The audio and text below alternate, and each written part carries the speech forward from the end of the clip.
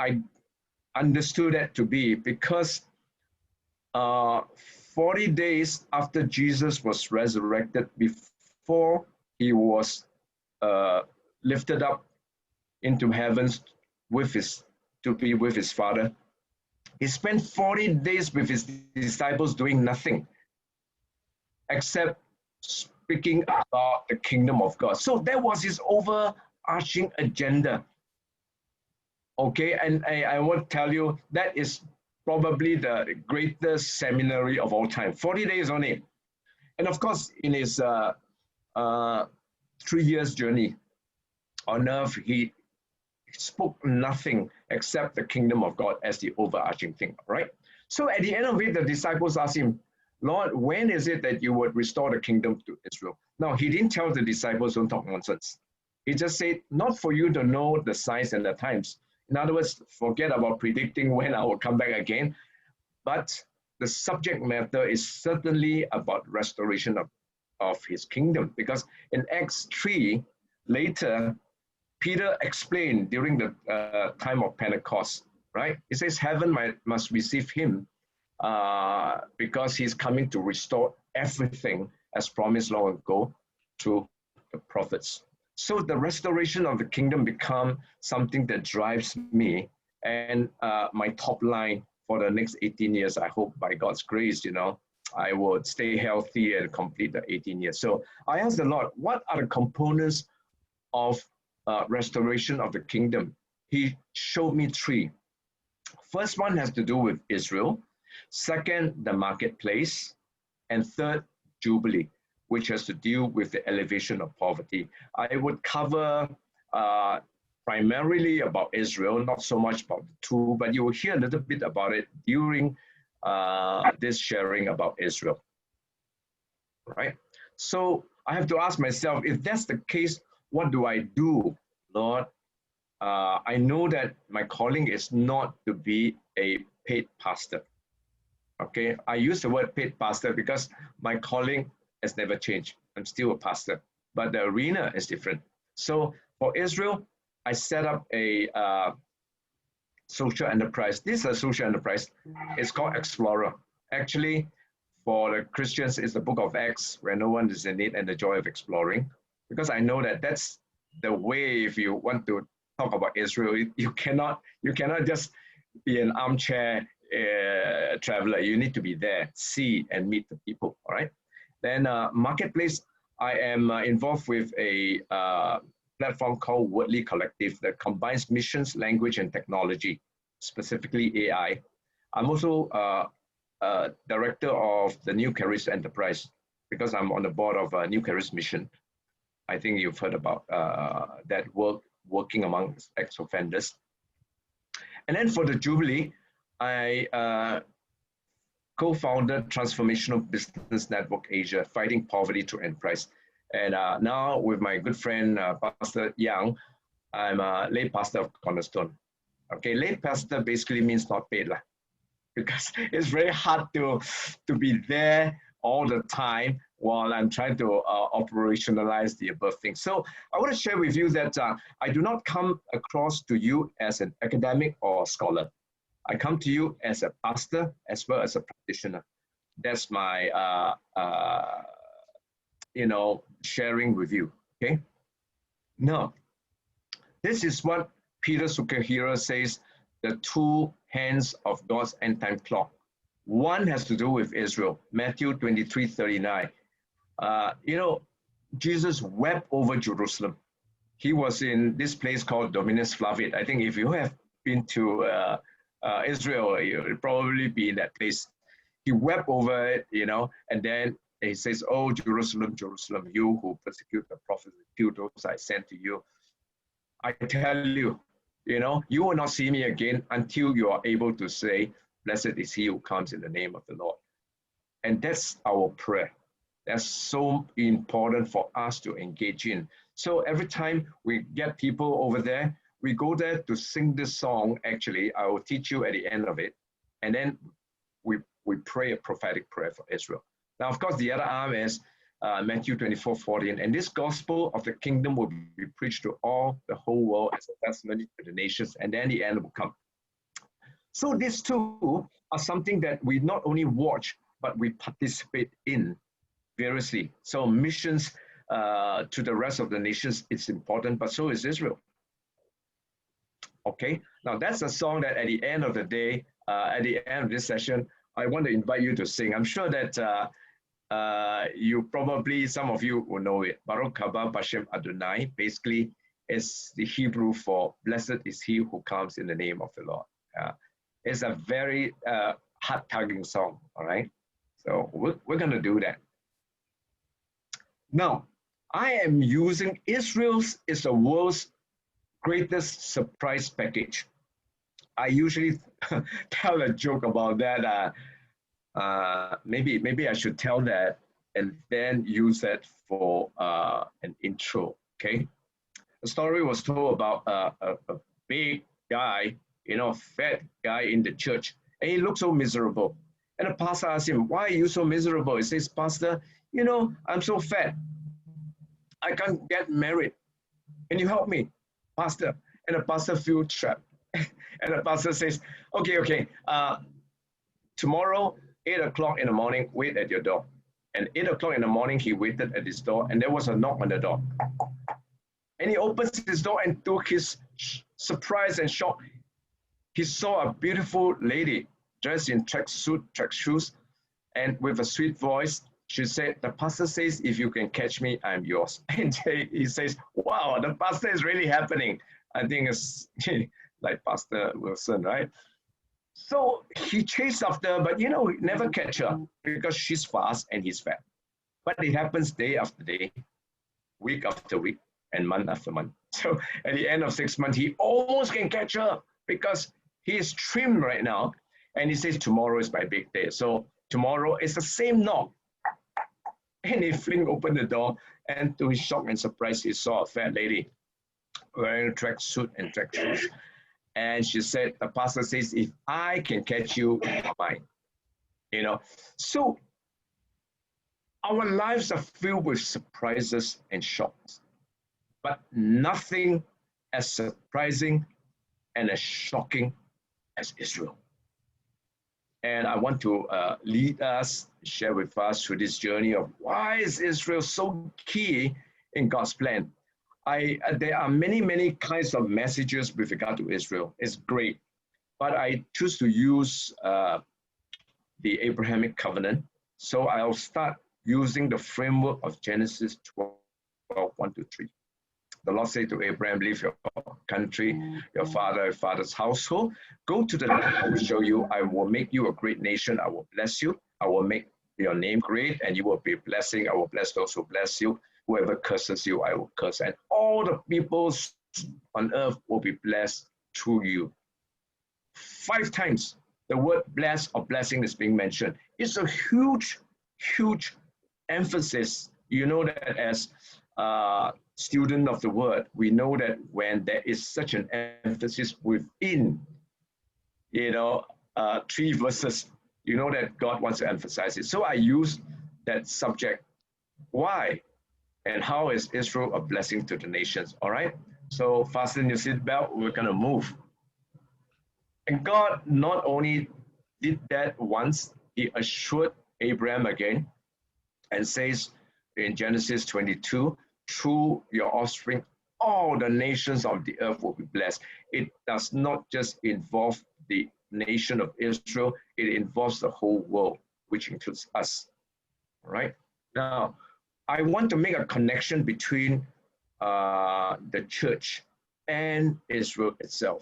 And I think using Abraham as the marker is great, because Galatians chapter 3, 7 and 8 says, "Hey, we are children of Abraham by faith." So God actually accredited Abraham such a status.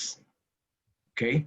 So we are children of Abraham, not only the children of God, all right, sons and daughters of the living God, but children of Abraham. And because God says, all the nations will be blessed through you. And then he redeemed us, Galatians 3:14, in order that the blessing given to Abraham might become to the Gentiles through Christ Jesus, so that by faith we may receive the promise of the Spirit. So it is this one huge thing. And that connection with Israel through Abraham is something that I like us to hold in our minds, because this particular sharing and teaching is about what is the church role with regard to Israel. And I want to make a point that more than just Israel as a Bible study, Israel is something that helps us to learn about our own life. More than that, I think there is an active engagement which I am proposing that the church needs to engage with Israel. Okay? So the framework, why is Israel a blessing to the nations? I will use three frameworks. Number one, the past, because of their rejection, is a blessing to the nations. Number two, the present, because of the rebirth and the regathering and the replanting and the recreating and the repairing and so on, all the re's, it's a blessing to the nations. And then the third, final one is the prophetic future. Because of the return of the Messiah, it definitely will be a blessing to the nations. So I'm using these three, in a sense, pointers to explain that. So halfway through, I will take a break, okay? So Israel in the past. In Deuteronomy chapter 28, that is even before the people and the children of Israel enter the promised land, God already foresaw that they will be scattered because of disobedience, right? You will be uprooted, you will be scattered among all the nations from one end of the earth to another. That's serious. Now, not only do we deal with Old Testament we know, all right, because of the different disobedience and idolatry that the kings of both the northern kingdom and later the southern kingdom has. They were shipped to Assyria and then Babylon, and then later on overtaken by Persians, and then they come back to the land. But even in the New Testament, there was a great rejection. Look at Matthew. Every time we go to visit Capernaum or the Sea of Galilee, I think the history part of it is important. But look at this. Matthew 11, woe to you, Chorazin, woe to you, Bethsaida, and then, of course, woe to you, Capernaum. I don't need to read that. By the way, this whole thing will be recorded. The slides are available for the students, okay? So, my attitude is that, look, nothing is IP, but when you want to use it for anything that's public, just check with me. Is that okay? Yeah. So, huge, Jesus only did maybe a couple of miracles in Jerusalem, but the substantial amount of miracles are done in the Sea of Galilee or the Galilee region. But yet, it says, woe to you, Chorazin, Bethsaida, Capernaum, because they have so much recipients of the miracles, and yet they do not believe, they rejected him. So signs and wonders, brothers and sisters, it's not a marker of all the miracles and the whole journey of discipleship. Has to be the obedience at the end of the day. And then, of course, the big thing will be he was rejected, finally crucified in Jerusalem. Before that, Jesus predicted or prophesied they will fall by the sword and be taken as prisoners to all the nations. Jerusalem will be trampled on by the Gentiles until the times of the Gentiles are fulfilled. Now, it's debatable what exactly are the times of the Gentiles are fulfilled, but that's not the subject matter here. That's another conversation that we can have. After AD 70, Israel, the temple was destroyed, okay, by Emperor Titus. But in AD 132, there was another revolt. They call it the Bar Kokhba revolt. And this time, Emperor Hadrian, he really got fed up of the Jews. He chased them out, and this is like the final scattering. He chased them out of the land of Israel. And to spite the Israelites, he renamed Israel Palestine, which is land of the Philistines. That's where you got the word Palestine. Okay? And Jerusalem, he renamed it Ariel Capitolina. In other words, as far as Emperor Hadrian is concerned, he wanted to obliterate the memory of Israel and of Jerusalem. That's how it is. But you know, Emperor Hadrian is gone, and Israel and Jerusalem right now, you know, more and more becomes the subject matter that is greatly, greatly controversial, but God never forget it. Right? Now, trampled by the Gentiles, you did. Jerusalem has been trampled by the Romans. Now, before the Romans is the Greeks, all right, and then the Babylonians, and then the Assyrians, and of course the Persians in between. And then you've got the Byzantine Empire, the Muslim Caliphs, the Crusaders, the Saladins, the Mamelukes, the Ottoman Empire, the British Empire, the Jordanians. For 18 centuries, these nations and others have occupied Jerusalem. Jerusalem is a city like no other.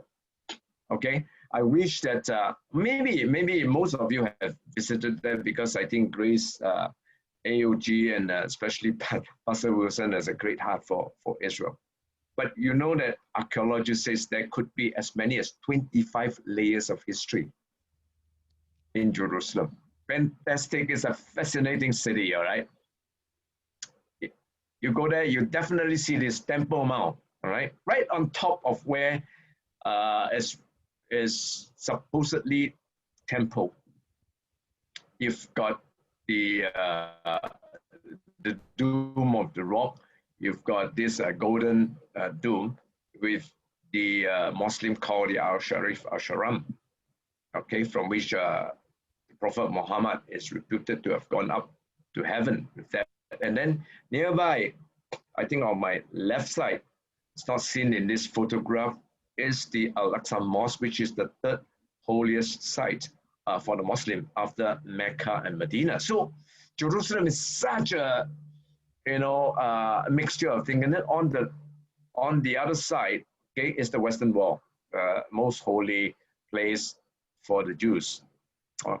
So you can get the idea, such a mixed bag. Not only are they trampled by the nations, by the Gentiles, they are fallen by the sword. The Crusades killed, massacred Jews by the hundreds of thousands. The Spanish Inquisition and other pogroms. Pogroms are actually like ethnic cleansing by the Western Church and by the Muslim invaders, and then leads on to the, you know, the most horrible destruction of the Jewish diaspora, the Holocaust. Okay. Now, look at this. You can actually Google this. This is what is quoted and said by Martin Luther. Right? It says the Jews deserve the most severe penalties. The synagogue should be leveled. They should be in exile and tents and so on. Look at this. Now, if you cover the name Martin Luther and you put down there Adolf Hitler, it fits perfectly. Now, herein lies the role, I believe, that the Western Church has with regard to Israel. Because Martin Luther, that's in the 15th century. But way before that, the fathers, the early church fathers, you know, we're talking about Justin Martyr, we're talking about St. Augustine, the Bishop of Hippo. We're talking about way back in the 3rd century and the 4th century. They are already having the beginnings of what we call not just anti-Judaism, but anti-Judaism became anti-Semitism. I am of the view that anti-Semitism has its roots in the church itself. In the church. Of course, you can always say that, wow, way back during Haman, during Esther's time, that's the beginning. True. Well, that's a big jump, long time ago, okay? Why Why? Because the early church fathers, they felt like the Jews have crucified the Savior. They have not received him, they have rejected him, they have brought themselves this trouble. And until they believe and come to the realization that Jesus is the Messiah, they should be treated as pariah. That's how it ought to be. Okay? So all the way. But the question we ask ourselves is, did God reject Israel? It is key. Now I quote quite a lot from Romans 9, 10, and 11. In fact, the whole book of Romans is a huge document, a complete document of not just our faith, but as well as how Israel fits in. In many of our teachings in the church, Peter Sukahira calls it the blink theology. In other words, Romans 9, 10, and 11, they can't figure out how this fits into the overall the book of Romans, because the book of Romans is great, okay? Romans 1, then go all the way to Romans 8, and then they don't know what to do with 9, 10, 11, because it's all of a sudden it changed subject. Paul suddenly talk about Israel. And then Romans 12, it continues on. And so they call it the blink theology. All of a sudden, 9, 10, and 11, you blink. It's kind, I can't figure out. Maybe Paul kind of like eat too much, midnight snack, and then he can't sleep, and then put something in like that. By no means, brothers and sisters. You need to understand, finally when Romans 12, it says, therefore, I beseech you, therefore, brothers, by the mercies of God, to present your bodies a living sacrifice, holy and acceptable to God, which is your reasonable service. And do not be conformed to the thinking of this world, but be transformed by the renewing of our minds. Therefore, we always say, all right, it is, what is it there for? It refers to Romans 9, 10, and 11. Of course, it referred to, 8 all the way to 1. Israel is key. And Paul was emphasizing this point. I asked them, did God reject his people? By no means. I'm an Israelite myself, descendant of Abraham from the tribe of Benjamin. God did not reject his people, whom he foreknew. So it's a very, very clear statement. Again, I asked, did they stumble so far away as to it beyond recovery? Not at all. Rather, because of their transgression, salvation has come to the Gentiles. That is what makes it a blessing, despite the pain of their rejection, all right? To make Israel envious. And if the transgression means riches for the world and their loss means riches for the Gentiles, how much greater? Now, I like to focus ourselves on how much richer. And that's our part to bring about this, how much richer will their fullness be. And then it says, I'm talking to you Gentiles. Paul says, inasmuch as I'm apostle to the Gentiles, I make much of my ministry in the hope that I may somehow arouse my own people to envy. Now, I put the word jealousy there because I think NIV is a bad translation. NIV, we call it nearly inspired version. I mean, it's easy to read, okay? But the King James Version has the word jealousy. There's a big difference between envy and jealousy, okay? Envy is envying something that doesn't belong to you. I envy somebody with this big, nice car or big, nice house. Jealousy is to be jealous of something that was taken from you. That's why, a husband ought to be jealous when the wife starts looking at somebody else, or actually mostly the other way around. And they say God is jealous for his people. So if their rejection is reconciliation for the world, how much is their acceptance be but life from the dead? It's a huge thing.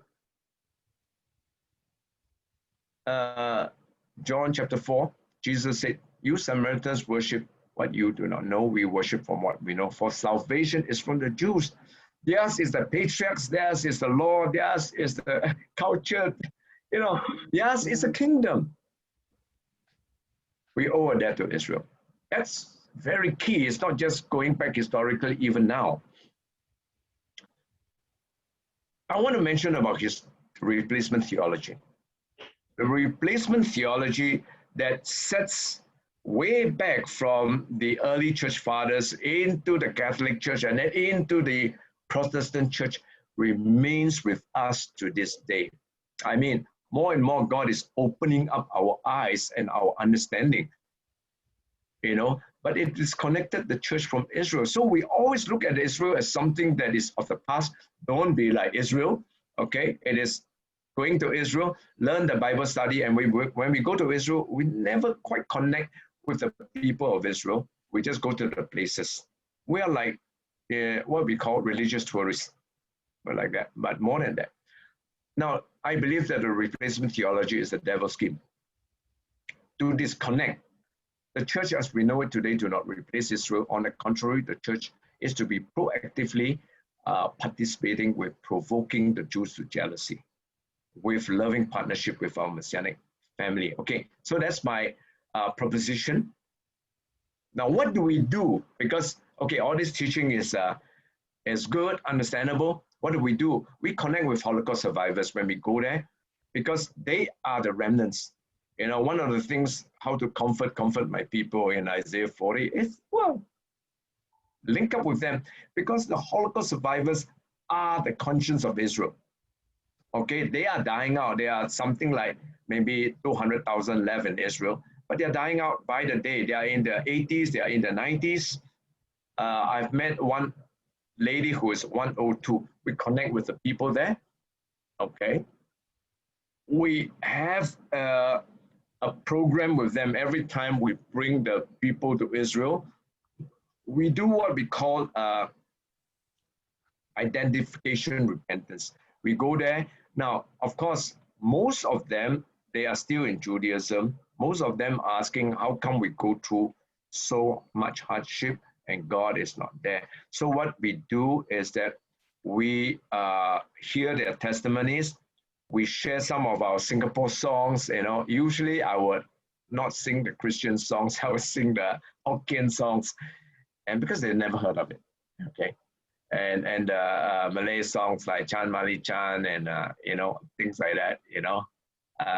Kam Xia Zhu, Sing Ya So Jin Jia Ho, that kind of thing. And then we hear from them their Jewish songs, and then we say, we are sorry because we misrepresented our Savior, your Messiah, Jesus Christ. And I tell you, this usually breaks the ice, not just the ice, it breaks them into tears. Both we cried out, we hug each other, and something happens. Okay, so right now we are linking up with them. We hope to be able to link up with their families as well because it's their whole community as well. So this is, okay, we can't see her in the cat. This Felicia Chin, one of the TCS actress, Mediacorp now, TCS.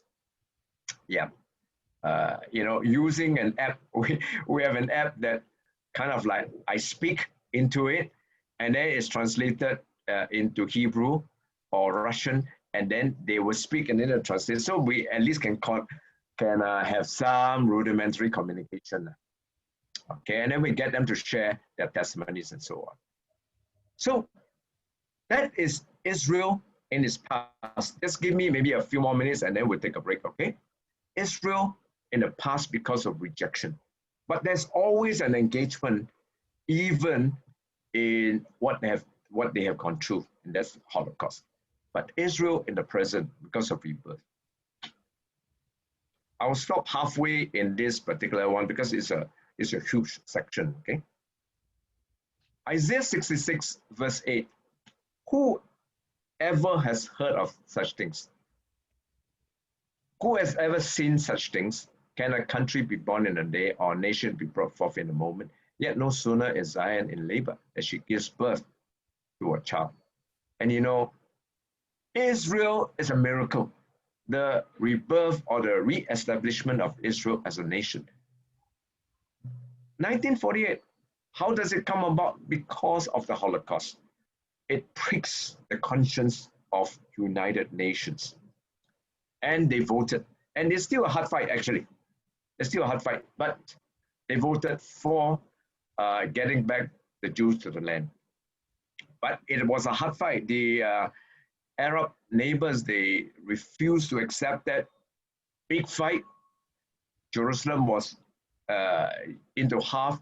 They got East Jerusalem, West Jerusalem. West Jerusalem was occupied by the nation of Israel at that time, and then East Jerusalem under the governance of Jordan. Okay. Then the 1967 war changed everything. Okay, Jerusalem became, in a sense, fully occupied. And then in 1973, the Yom Kippur War, basically it was a surprise attack on Israel, but Israel actually gained more ground.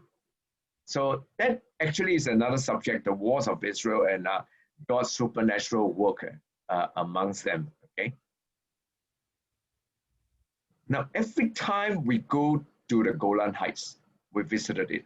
It's not just to see, I mean, it's a nice place. You can see Syria, 60 kilometers away. You know, on a clear day, you probably can see Damascus, and they have a kind of a bino there for you to see. But I always go there and talk about what was the land promised to Abraham, Isaac, Jacob, and his descendants. So this scripture is there. I don't need to read that. So variously, God promised them a physical boundary. It is not just a spiritual idea. All right, so you can follow it. Actually, there are more scriptures in it, but you know, through Abraham, Isaac, Jacob, Moses, Joshua, and David, you can follow the idea. God reinforced it time and time and time and time again. So this is the modern day of Israel. The map to your left, okay, and it's still contentious because Jerusalem is being divided into two, right? And then Golan Heights is called occupied territory, and then you have got the West Bank that is around here, okay? But scholars have variously debated what exactly are the boundaries. So this is one idea that says that when David, the heights of the kingdom of David, he basically fulfilled what God has called him, what has given to him. So if you look at this map on the right, it goes, because the river Euphrates is always mentioned, from the river Euphrates. You know, where's the origins of the river Euphrates? Actually, it's in Turkey. Okay, the river Euphrates starts from the mountains of Ararat, actually, in eastern Turkey, and then it flows all the way down past Syria, past the modern day Iraq, and then into here. So if you look at it, it covers like Haran, okay, which is Syria, Aleppo, the Antioch, Hamath, Damascus here. And then this part is the modern day Jordan. This part is the modern day Lebanon. This part is the modern day Syria. By the way, do you know that Jordan, Lebanon, Syria, these are modern day creations of the French and the English. Basically, it wasn't there. There were no nation of Jordan. Okay, it was only the land of the Amorites, the land of Moabites, okay, and the land of the Edomites. Yeah, and further up is actually the ancient nation of Syria. And Lebanon wasn't even there. I mean, it's carved out by the French. But this is where Tyre and Sidon is. Okay, so that's how it looks like. But I go there usually to talk about the subject because it's politically sensitive. Should Israel occupy Golan Heights? Should it be given back to the Syrians? We are not into politics, but we just go back and understand what was the land that God promised Abraham, Isaac, and Jacob. All right. Israel is a miracle.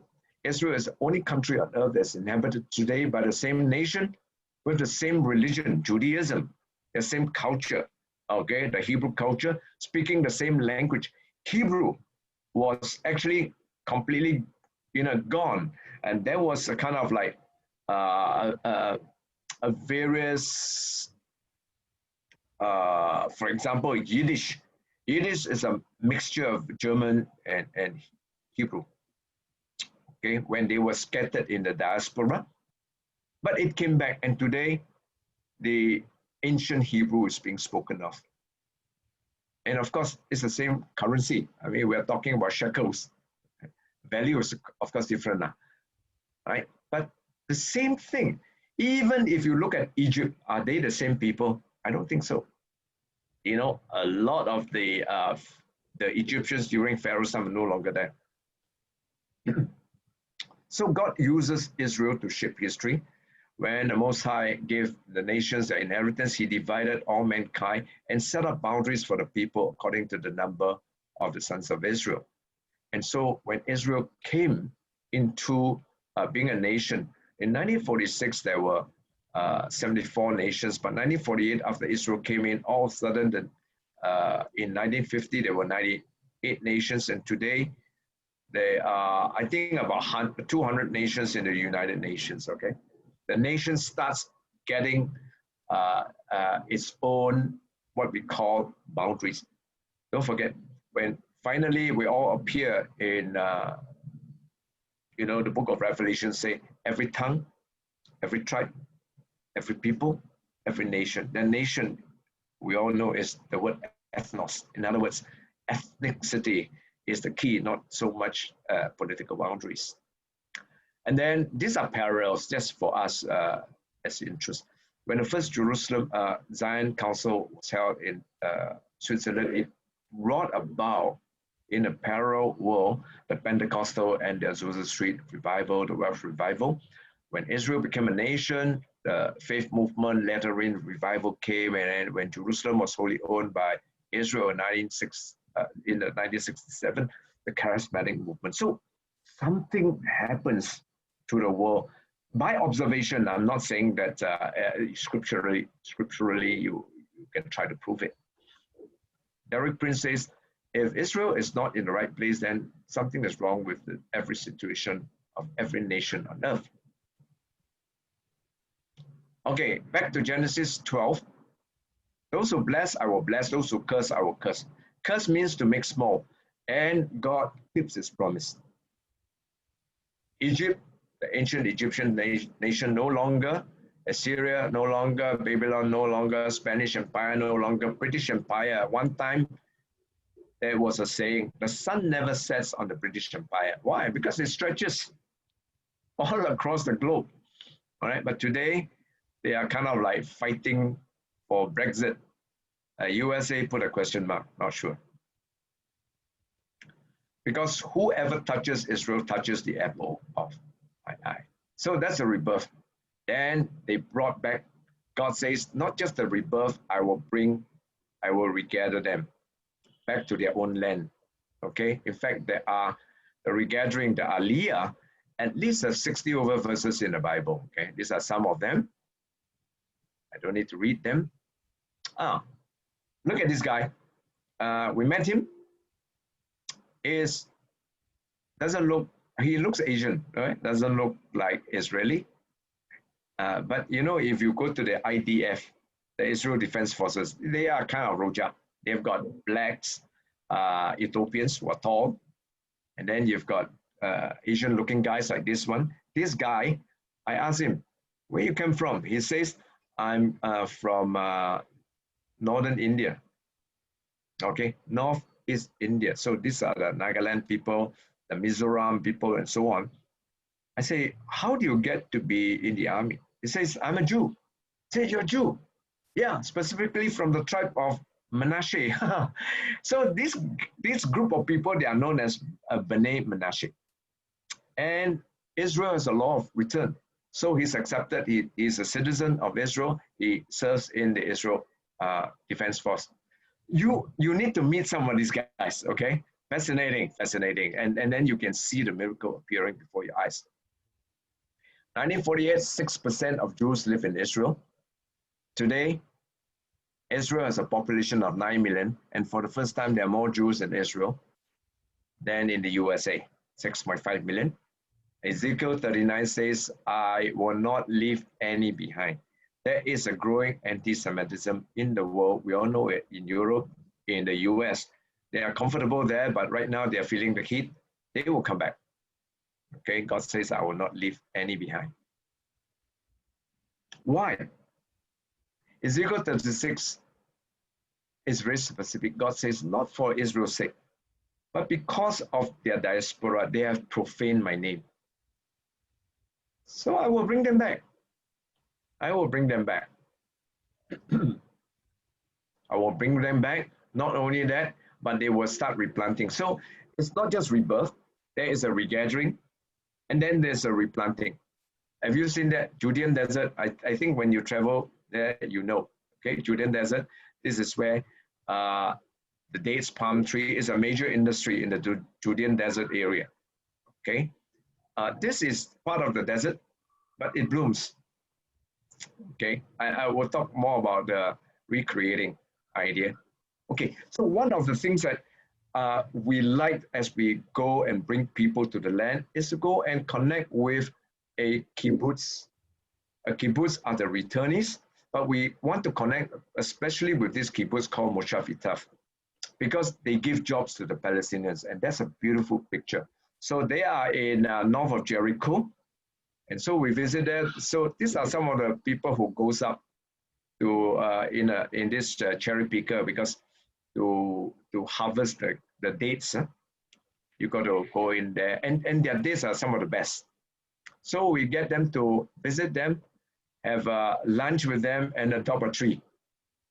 So this is Singaporeans, okay, adopt a tree. So Singaporeans, we have actually a kind of like a part of it. We call it the Singapore plot. 200 over trees. The Singaporeans adopted, and every year they send 1 kilo of dates to your home, you know, the kind of thing.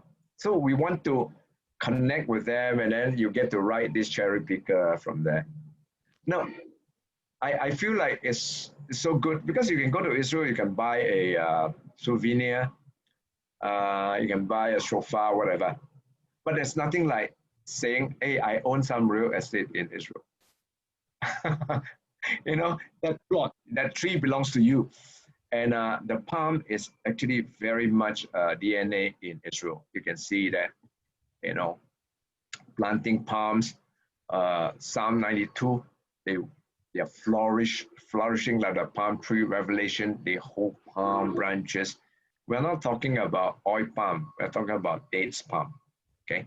So that part of it, we get people to engage in it. All right, so I want to stop now. I think I've gone very already. Can we have a Q&A? Okay, if there's any question you'd like to ask in regard to what you have just heard, you may just feel free to ask Pastor Mark, Pastor Melvin rather.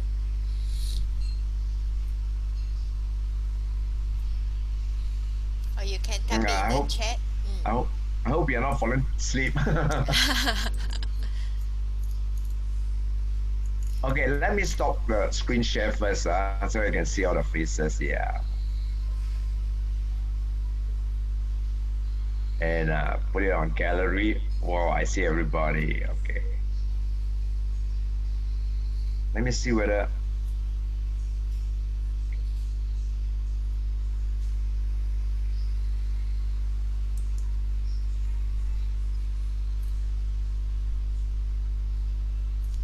Anyone? Pastor Melvin? Yes. Scott. I am Scott here. Yeah. Just you mentioned about Lebanon, Syria, and all this. I mean, in the scheme of so-called the whole Promised Land, what do you view? I mean, there are more Christians in Lebanon and all this. How do you view their part in this plan of fulfilling the Promised Land? Wow, actually, it's an excellent question. Okay, actually, it's something that it will be covered on the second part, because at the end of the day, you know, I think Pastor Wilson and I were same view. We are not Israel junkies. We don't go there, take up a flag, Israel fly, everything about Israel is right, you know. It's still a political Israel. It's still a secular Israel. There's still corruption. There's still abuse and mistreatment. Okay. So when you scale Israel up on the subject of the kingdom, there will come a time where what is our effort, which I will propose later, is that we long to see the reconciliation between the sons of Isaac and the sons of Ishmael. Yeah. So so my role is really not to, you know, blow the shofar, wear the prayer shawl. We are not Jews. We are Gentiles. But we long to see our Jewish brothers, and more than that, the whole world, God says that none will perish, but everyone come to the saving knowledge of Jesus Christ. So I've got really nothing against Lebanon, Syria, the people. Political system is another thing, you know. Okay, I understand. Yeah.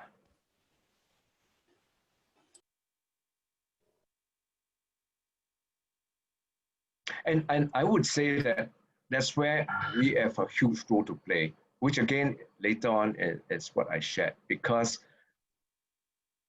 if we are to reach out to the sons of Ishmael, Asians have really the key, okay? Ministering to the Muslim, reaching out to them, be a bridge to connect with them. That's the main thing.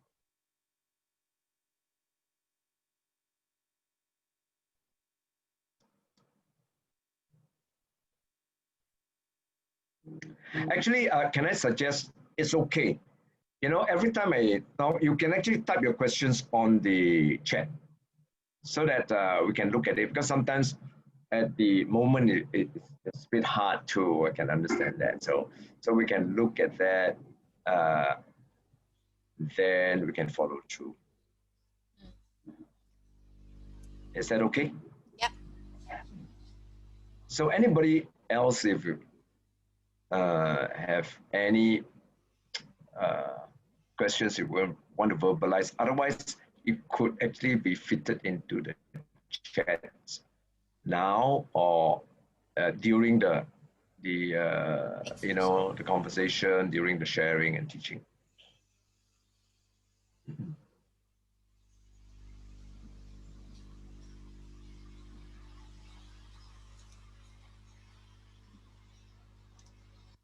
Okay, maybe if there isn't, is it okay I proceed? Then put in your question. Maybe we got more questions at the end of what we call that.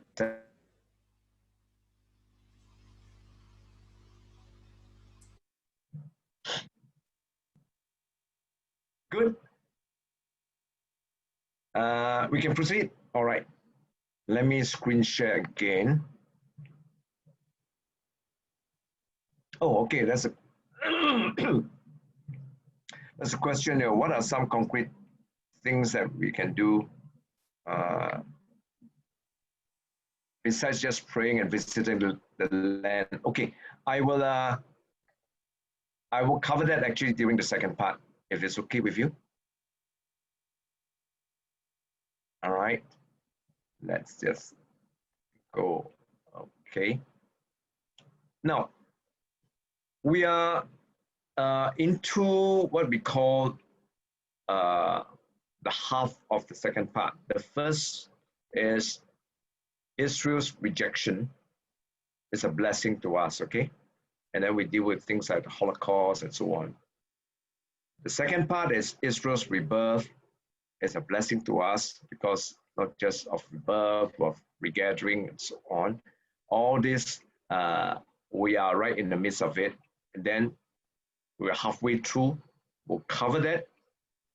Then we'll cover Israel in its prophetic future, and then we'll bring it to maybe overall Q&A. All right. Let me go back.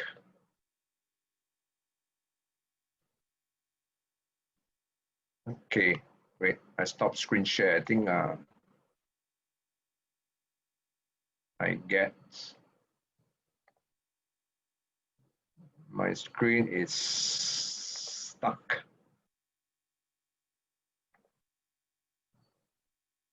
Yep.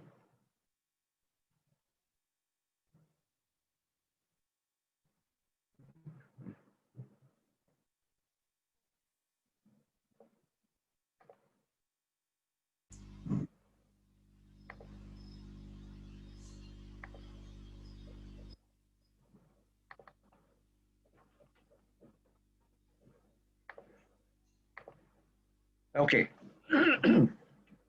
Now, Israel in its present, we deal with rebirth, regathering, replanting. The interesting is Israel in its recreating. I deal with Israel as a startup nation. The Jews make up only 0.2% of the total world population. We're talking about maybe 14, 15 million Jews, but they have 22% of the Nobel Prize winners. Why? In the startup, and I'm quoting it from different sources as well, Israel is a land of innovation, like drip technology, dew tray, grain cocoon. These are all that has to do with farming and agriculture. Now, I tell you why. It's very interesting because it's applicable to many of the farming situations that are in Southeast Asia as we deal with missions. So drip technology is where you basically water the places in dry ground. Do you know that where is the R&D center for agriculture? It's right in the Arava Desert. It's incredible. It's way below the Dead Sea. And we went there, and they are the ones, that R&D, that gives all the, development to all the farmers. Israel exports 70%. That's before COVID-19 now, okay? Now I don't know what's the situation there. Exports 70% of its produce. For those who go to Israel, I'm sure one of the things you'll love about is their greens, okay? The capsicum, solid, man, sweet, different colors and stuff like that. So these are those personal watermelon, because one watermelon is very hard to eat for one person. Personal watermelon is small one. Cherry tomato, and so cow produces the most milk. Do you know that Israel produces the cows that produce the most milk in the world per cow? Okay, and right now they are teaching the French about wines, the Belgians about chocolate. I have thought, wow, really serious. Okay, so recently I had a webinar, and I brought this guy who is an expert on why is Israel's cow produce the most milk. And you know who listens in? We've got social enterprises in the region that are Muslim, Indonesian, Malaysian. They listen in, but my subject isn't religion. My subject is something that can help them. Okay, now high-tech technology. This is where you can actually link up even the marketplace people with Israel. High technology. Okay, example, I would actually also want to start a webinar that has to do with making water, clean water out of air. And that is something that would be a blessing. It's already happening. Okay, so you are connecting on different levels. And and that's my proposal. Okay, you're connecting at different levels for different types of people, so that Israel is not just a religious concept. So our crowdfunding platform, this is our crowd is basically their crowdfunding platform. The name is the largest startup crowdfunding platforms in the world. Israel has the highest density of startups in the world. Okay, this is where for pastors like us, we can engage our marketplace people, and then they get interested. Otherwise, you tell them, go to Israel, they're not so keen. Israel has the highest density, so 140 scientists, technicians, engineers per 10,000 employees compared to US, okay, who has only 85. So I asked myself, and I asked various of my Israeli friends, what is it that makes Israel a startup nation? Well, they gave various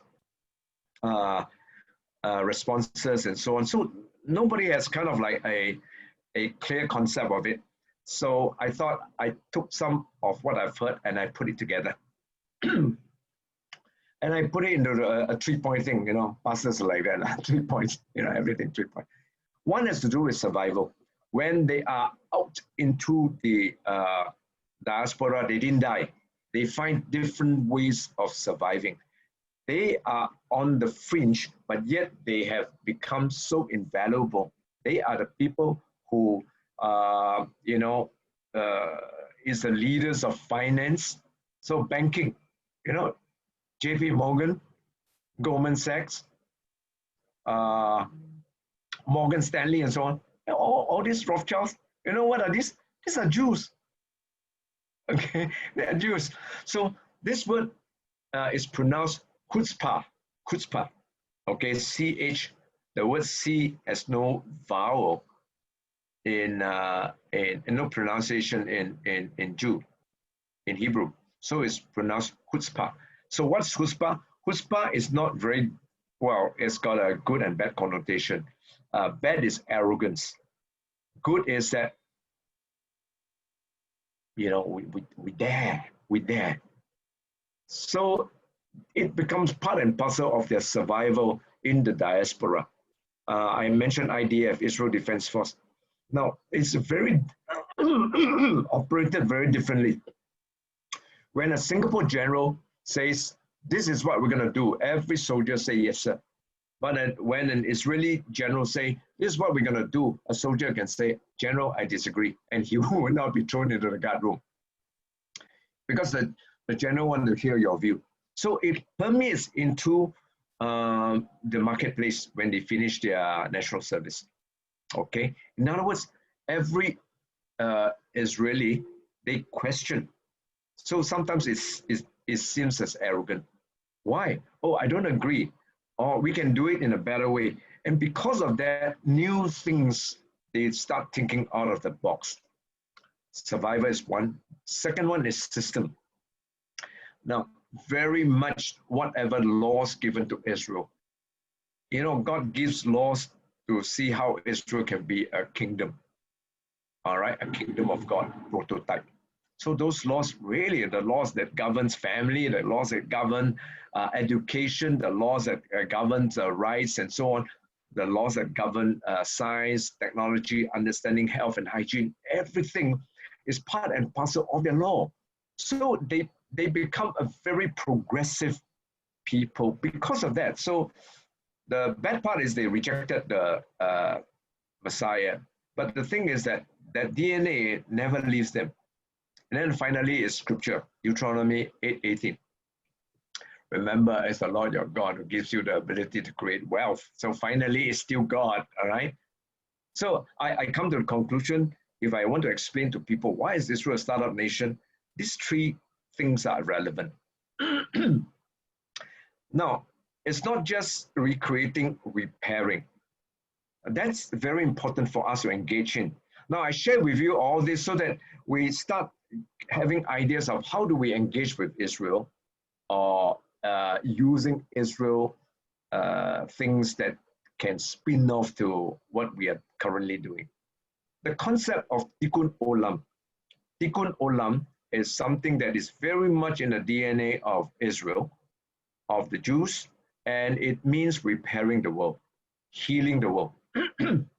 So Israel has a lot of this work crisis relief in Nepal, medical support in Taipei Water Park, lead fight against Ebola, invented the pill cam. You know, this is a camera, you swallow it, and then as it goes down your digestive system, it takes photos, and then it comes out behind. Yeah, you wash it up, then you can see it, and then you say, oh, okay, that's what's wrong with it, and so on. So things like that, there's a lot more. In fact, one of those things, if you remember, 1967 is a key date as far as Singapore is concerned. Why? Because 1965, we got kicked out of Malaysia.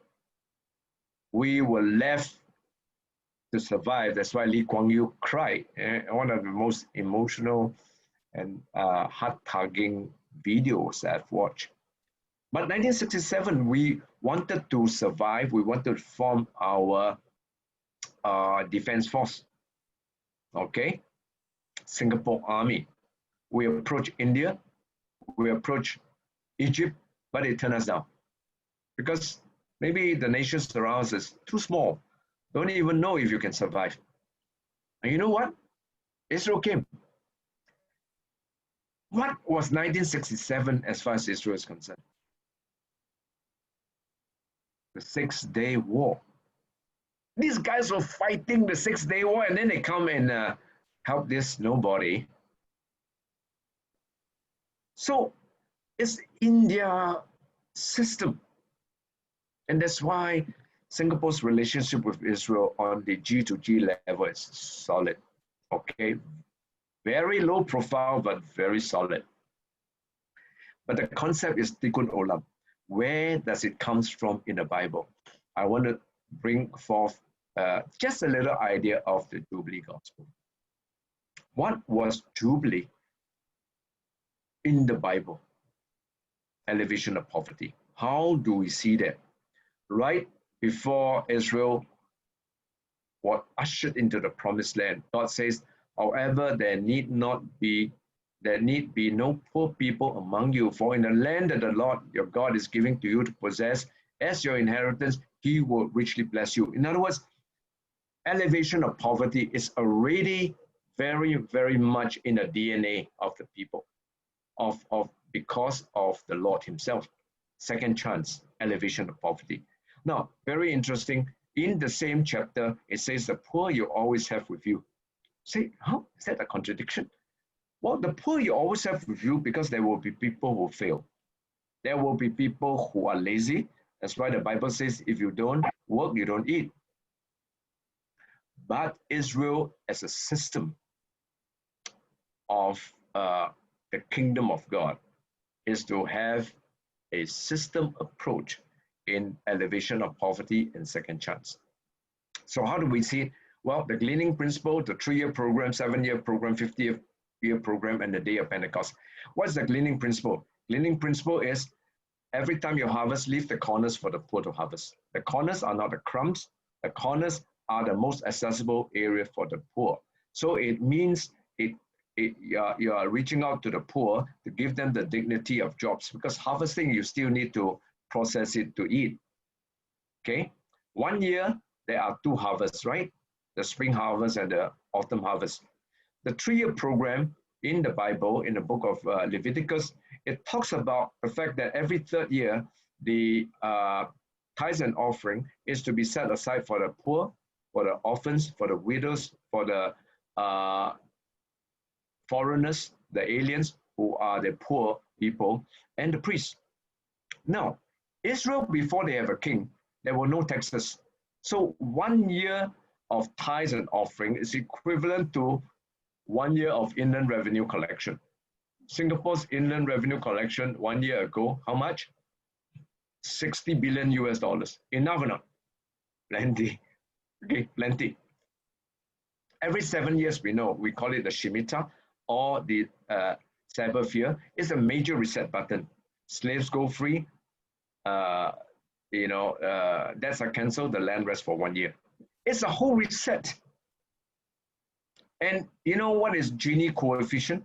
Gini coefficient is the measure of the gap between the rich and the poor. You know, the Jubilee program is the best Gini coefficient, because every 7 years you have a reset button. All of a sudden, the gap is closed.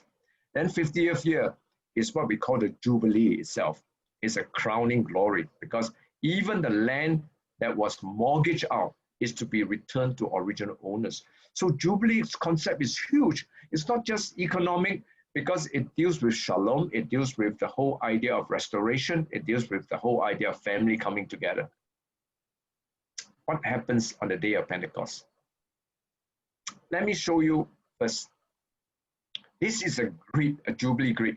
I divide a 50th year grid into 49 squares, because 50, I just tuck it in. So you look at it, every 3 years, 3, it kicks in. The number 7 is every 7 years. Of course, at the end of it, number 50. In between all this are the 2 harvests every year. Can you see it is a major economic program for Israel that touches every sector of life, your marketplace, your business, your family, and so on. Everything, the finance, everything, that's God's heart. But Israel never followed it, sadly. And then everything is forgotten. But Jesus never forgot it. So when the New Testament came, Jesus spoke these words when he opened up the scroll of Isaiah.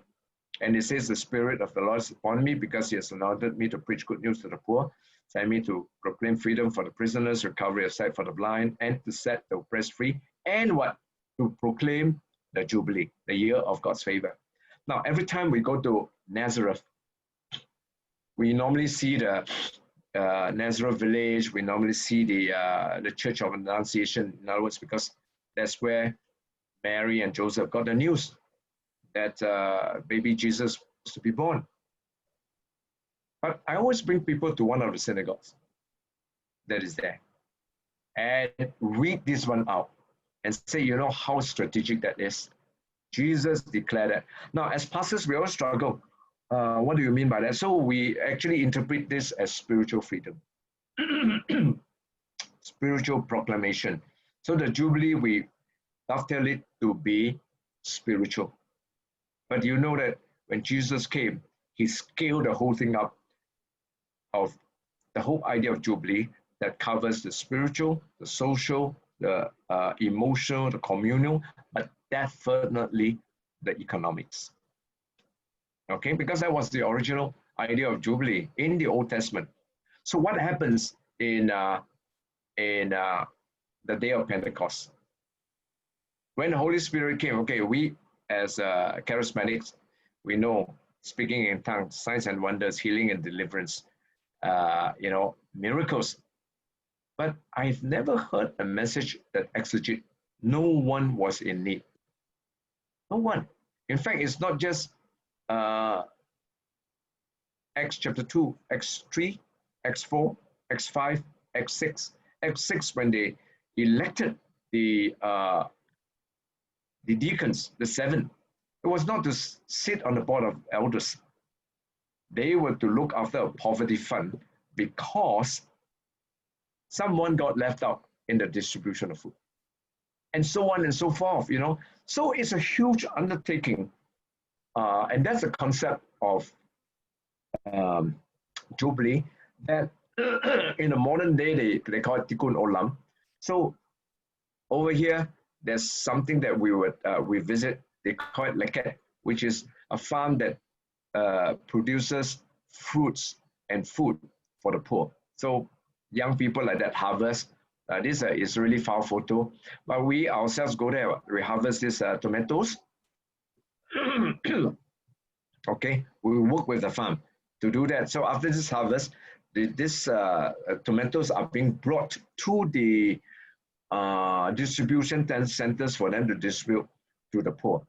Because usually before this farm, they would just take those not so well colored ones from the different farms and give it to the poor. So this farm, the visionaries say, why should we give all this, like not nice shape, not nice color one to the poor? We grow it ourselves. So really inspired me and inspire us to do that. So this is one group that visits the farm that is quite near to Caesarea. Okay, in a place called Binayima. All right. So in repairing, the IDF actually conducted what we call Operation Good Neighbor, 700 humanitarian aids to save Syrians. And that's the thing that when we go to Israel, we want to connect.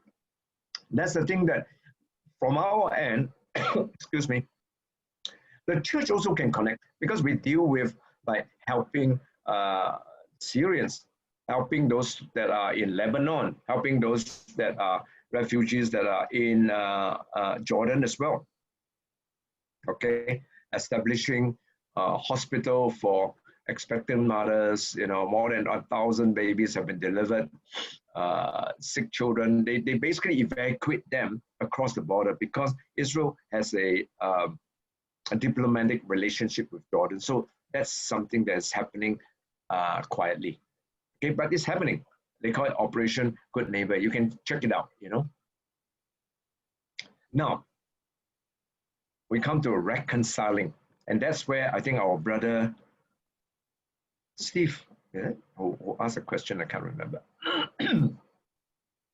For he himself is our peace, who have made the two groups one, and has destroyed through the barrier the dividing wall of hostility, setting aside in his flesh law and commands and regulations. Okay, his purpose to create what? One new humanity out of the two. Now, what was the context of this? The context is about the Jews and the Gentiles. And one of those things that we need to do as a church of Jesus Christ is to bring forth a reconciliation in action. Now, in the Jerusalem Council 1, Acts 15, it talks about the fact that the Jewish church, or the Jewish congregation, they don't like the word church. The Jewish congregation or assembly, they accepted the Gentiles. Okay? So they said, don't need circumcision, don't need to carry out our Jewish laws and so on, because that's Jew. But I think there's a call for a Jerusalem Council 2 movement. In fact, it's already started. I've attended some of these gatherings where the Gentile church need to reach out a hand to accept our Jewish congregation brothers as one. And that, I think, seals the whole thing. Now, how do we go about doing it? I think actually there was supposed to be a meeting this year already, okay, where the church comes together to connect and so on and do greater connection. But because of COVID-19, all this probably has to be deferred to another year. But the intention is there. The intention is there. The Messianic leaders have already been gathered and met up with the Gentile church leaders and so on. I've given them the glory that you have given to me, that they may be one as we are one, I in them and you in me, so that they may come to be brought to perfect unity. Jesus' great prayer for unity. We often talk about, okay, you know, I mean, we've got this Love Singapore movement, which is great, And I used to serve on the committee for a while, where we say, okay, charismatics and evangelicals beginning to come together. The Chinese church and the English church need to come together. Singapore and Japan, you know. So all this reconciliation is great. We thought about how to reconcile first the church with the Jews, with the Jewish congregation, then the sons of Isaac and the sons of Ishmael. That's where I think the brother just now asked a question. Scott, I think maybe it's, yeah, Scott, yeah. Yes, Scott.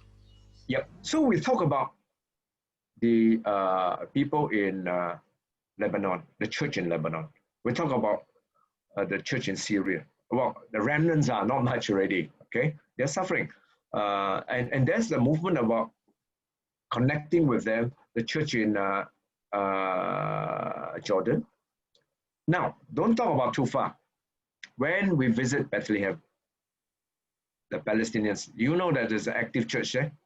In Israel itself, there is the Palestinian church. Not very big. We always connect with them, okay? And as much as possible, I like to get different groups to visit the Arab church because they themselves, because of how the Western church or the Gentile church have kind of like gyrated to the Jewish side of it, and they feel left out. They feel, what about us? And they themselves have a struggle with, do we support the Jewish state? Do we support, what is Israel to us? And we need to hear from them because they believe, I'm talking about not Muslim, I'm talking about Christians, Arab Christians. They believe, but yet they struggle. So one of the things about Bethlehem is that every time I bring people to Bethlehem, sometimes they say, oh yeah, so troublesome, don't go in. Because Church of Nativity is kind of like, so commercial. Shepherd's Field, there's nothing, I don't know whether, this is actual Shepherd's Field or not. But I said, how about connecting with a Palestinian church? They are under persecution there. Not so much in Israel, okay? Because you have the Israeli Arab church, where you can find them in Haifa, you can find them in Nazareth, in Cana, and so on. But Bethlehem is West Bank, okay? It's considered West Bank. So connect with them. I think it's so important that our support is not only to be seen in supporting the Messianic congregation, but the sons of Ishmael. Okay, now we have a link for Singaporeans, especially. We live amongst the Muslim.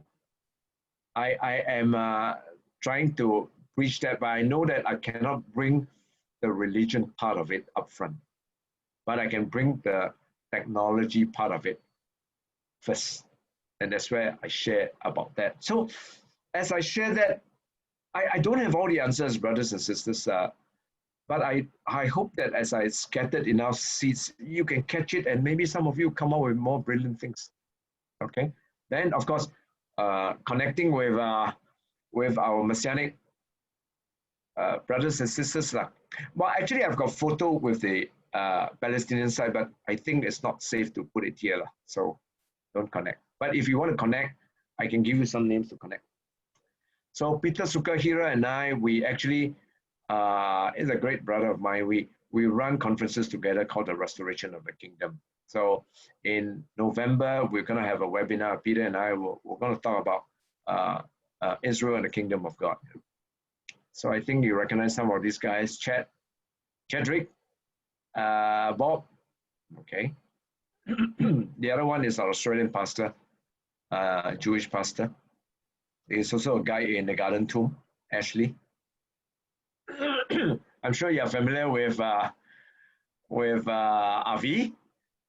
And he told me about, I brought this group there, but just a few weeks before that, he says, oh,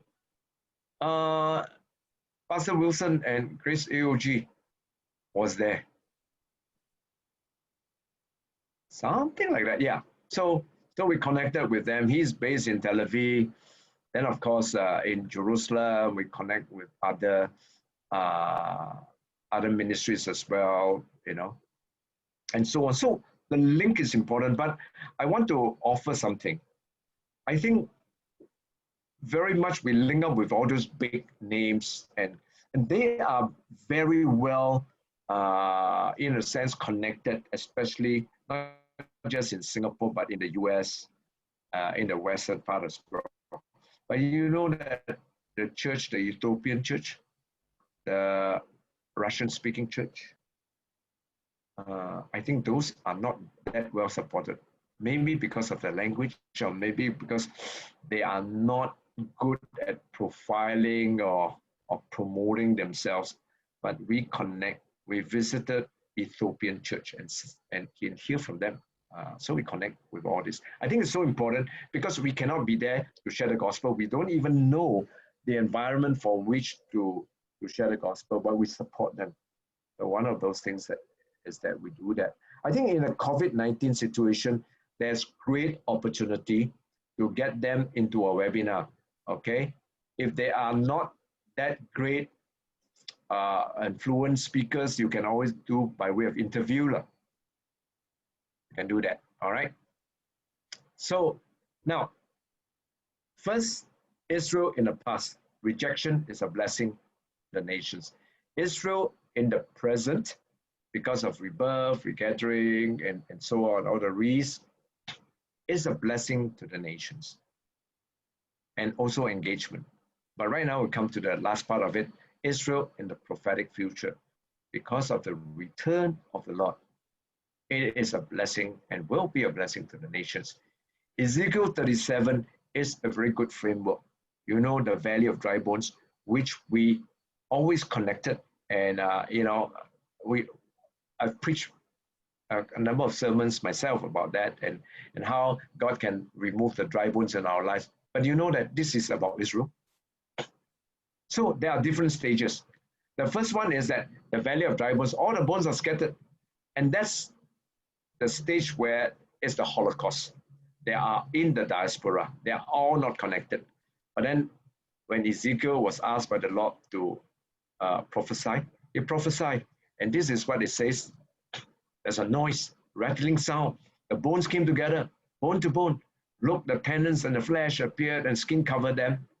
So the whole semblance of a human being was there. But it mentioned there was no breath in them. Israel is into this second part right now. They are all the semblance of a nation. They're doing great, so on, but no breath, no life, no spirit in them. And that's where our role is, bring up the third part.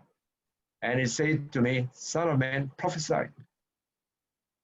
Say to it, come, breathe from the four winds, and then breathe on this land that they may live. So I prophesy, and then life entered them. They stood up as a vast army. And he said to me, Son of man, these bones are the people of Israel.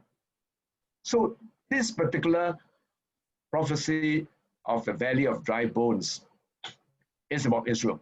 Of course, can it be used by us? Of course. Okay, we are the spiritual children. However, it is really about the restoration of Israel. Okay. So we want to see and join in as part of the prophetic movement to bring about this part of it. But troubled times come. Psalm 83. Let's destroy them, that the name of Israel will be remembered no more. So, you know, all these names that are given to them, they are the Arab neighbors. Okay, Iraq, what we call that, the Lebanon, the Syrians, the Jordanians, they're all there. But interestingly, those that are like the Saudi, the UAE, Kuwait, and so on, they're not there. Interesting development of what is happening to those, because Israel has actually established diplomatic relationship with UAE already. So next time you go to Israel, actually there's more option. You can fly to Dubai or fly to Abu Dhabi and then fly straight into Tel Aviv. A lot of options, but I'm looking at it from the eyes of prophecy. It's coming. So there will come a time where there will be peace. And then this war that is talked about will come, all right? And then Zechariah, the word of the Lord concerning Israel, he will make Jerusalem a cup that, will cause the surrounding nations reeling. And he will gather all the nations of earth to come against her, and I will make Jerusalem an unmovable rock. All who try to move it will injure themselves. So all these things are coming in the past. Okay, I will gather the nations to Jerusalem to fight and then the Lord will fight against them in the day of battle. So I won't spend too much time on that. We know that it is coming. We need to be aware of that. But like the Lord says, the times and seasons not for us to know. It's coming. Well, one of the things that we need to realize is that there is a movement to build a third temple. But the third temple will not be built for the Lord. The third temple will be inhabited by someone who is called the abomination that causes desolation. Daniel 9, 11, Matthew 24, and then the book of Revelation talk about it. And that's the Antichrist. And it's very surprising that all these things come about where you can establish a relationship with Saudi, with UAE, and so on, that will bring about a sense of peace that may come about where it could be a temple being built there, you know, both for the Jews as well as for Arab. Is that possible? I don't know, but it's possible, I think, but I'm not going to spend too much time on it. And then Jesus Christ will come back on the Mount of Olives.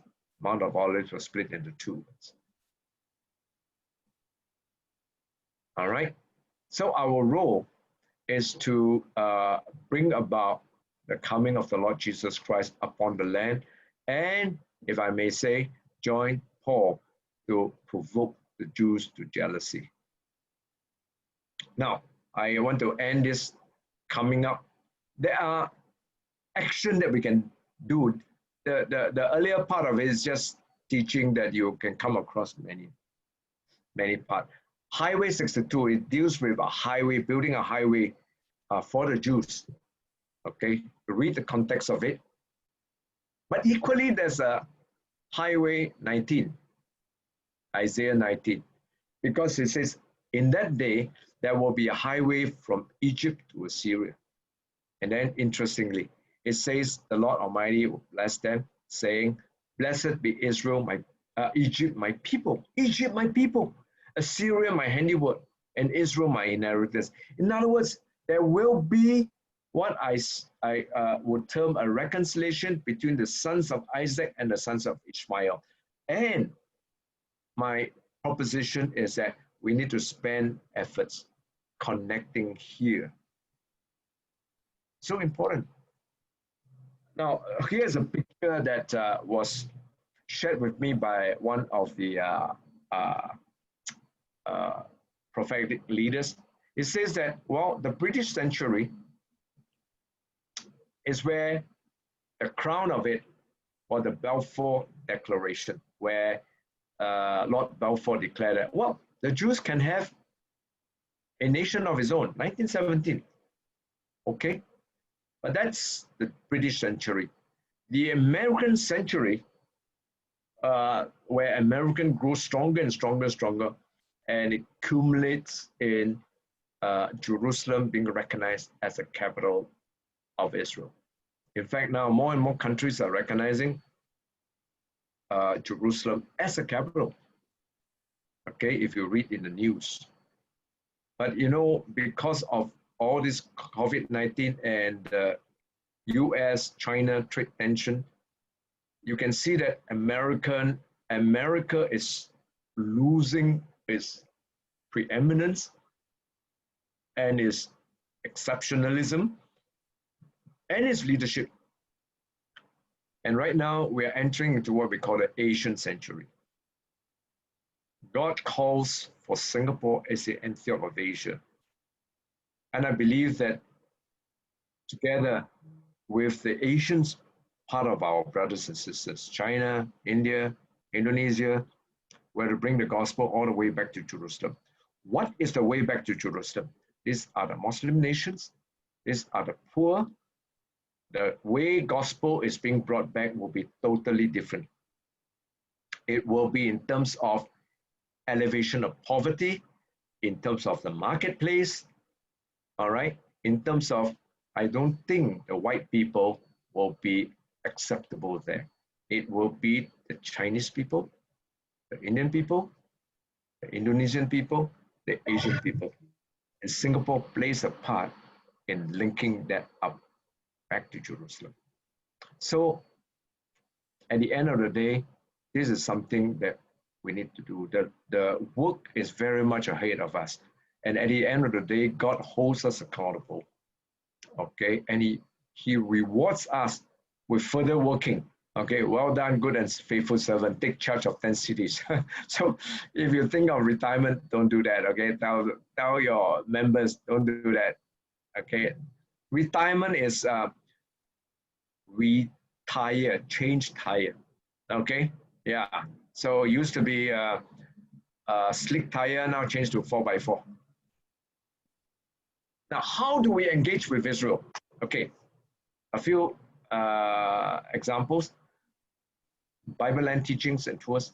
So I think Pastor Wilson has made it such a key that Israel is not just one subject itself, that, okay, it's part of the equipping and training for pastors, part of the seminary training. Oh, more than that, it's key. When we understand Israel in the light of things, then, when you frame it rightly, then all the other things fall together, okay? So Bible teachings and traveling, connecting with Messianic community and Arab Christian community, okay? Returnees engagement. So we are dealing with like the kibbutz, okay?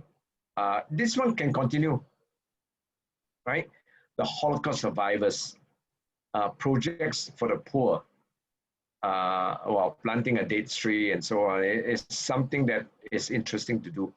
Business to business, because Israel is a startup nation. That's a whole new way of dealing with it, especially from the Tikkun Olam point of view.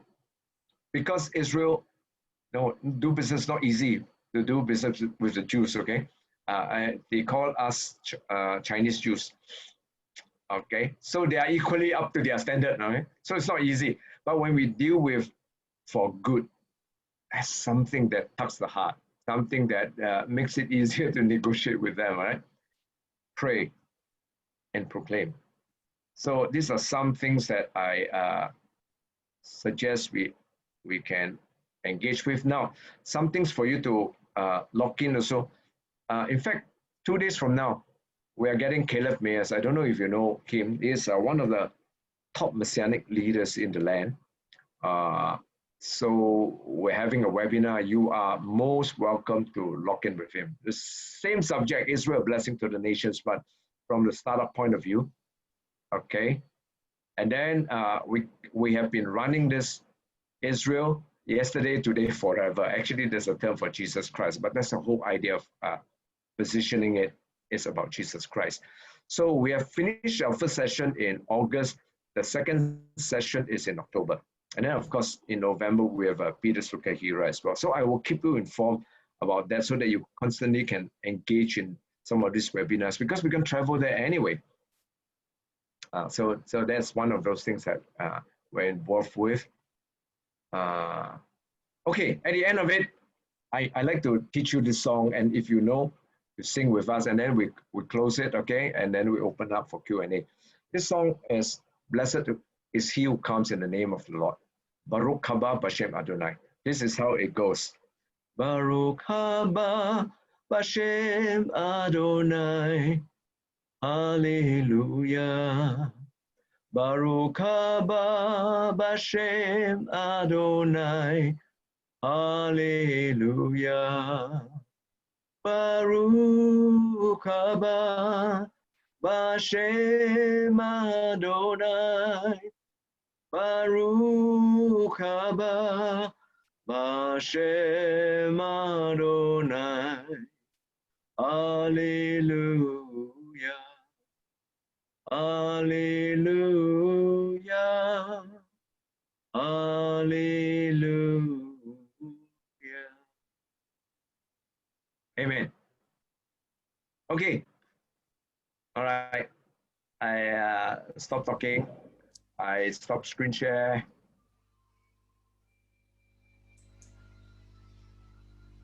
Questions? Pastor, there's a question on the screen They're on the chat already. Yeah. Okay, from Hui Hui, yeah? Yep. Would you share how more on how the grid works through all the arenas, the aspects of society, the Jubilee grid? Now, what happens in Israel during the Old Testament times when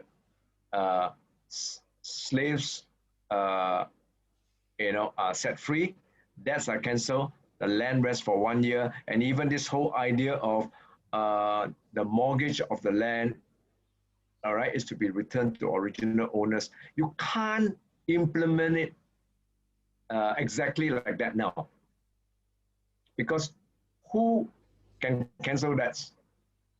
Hey, the banks, man. I mean, everybody owes the banks, and then who are the landowners? It's government and private real estate developers and stuff like that. So you can't do it anymore. But I want to submit to you, the principle does not change. What is the principle that God is trying to espouse? The principle of restoration and release. The principle of faith and rest, because when you say, I don't harvest 1 year, I don't plant 1 year, it's major, okay? Because it's for the land to be restored. Now this whole thing, the green people, the ecologists, they love to hear, okay? Don't kill the land. So we deal with this whole idea of environmental or creation care. It's important, okay? So restoration, release and restoration, faith and rest. You know what is the absolute shalom? Shalom is not just about, oh, Shabbat shalom, Saturday rest, Sunday rest. We're talking about the whole concept of, because you are right in the midst of God's purposes. God tells Moses to teach Israel the prayer. The Lord bless you, and the Lord keep you. The Lord makes his face to shine upon you and be gracious to you. The Lord makes his countenance upon you and give you shalom. Numbers chapter 6. What was it? After that, they are preparing for war. What kind of shalom is talking about? So shalom is really not about an absence of war. It's about the fact that we are all connected into God's purposes. And there's a sense of restfulness in us, despite the fact that there is, kind of like storms around us. So it's about faith and rest. It's about family and restoration. Because when the land comes back to the people, the whole family comes back. Because when the land is given out, the family members, the community, they all have to be scattered to find work, either slaves of someone else or job with somebody else. It's the whole idea of family and restoration. It's a beautiful picture. So how do we outwork it? So in the modern day context, I have this vehicle called Transformational Business Network. It's for fighting poverty through enterprise. In other words, what we are doing is that we deal with job creation, we deal with economic empowerment, we deal with the whole dignity of work. So let me give you one example of what we are involved with. For example, have you heard of a call center that operates in the Singapore prisons? Okay, it's called Agape. Agape Connecting People. So we, this is like our mascot now. I always bring up that case, and they are featured in the National Day also, where we give jobs to the poor, the marginalized, and those who are rejects of society, second chance. So there is a prison call center operating in the men's prison. There's another one operating in the women's prison. There's one that's operating in town, in the city, for those who are released. So these guys, they connect with the corporate world, and they are speaking with the outside world real time. They are still in prison, serving sentence, but they connect with the outside world real time. So I bring in people to go in and talk to them and say, hey, what does this call center, what does this job means to you? And I've heard a few various replies. One is, oh, it helps me overcome rejection.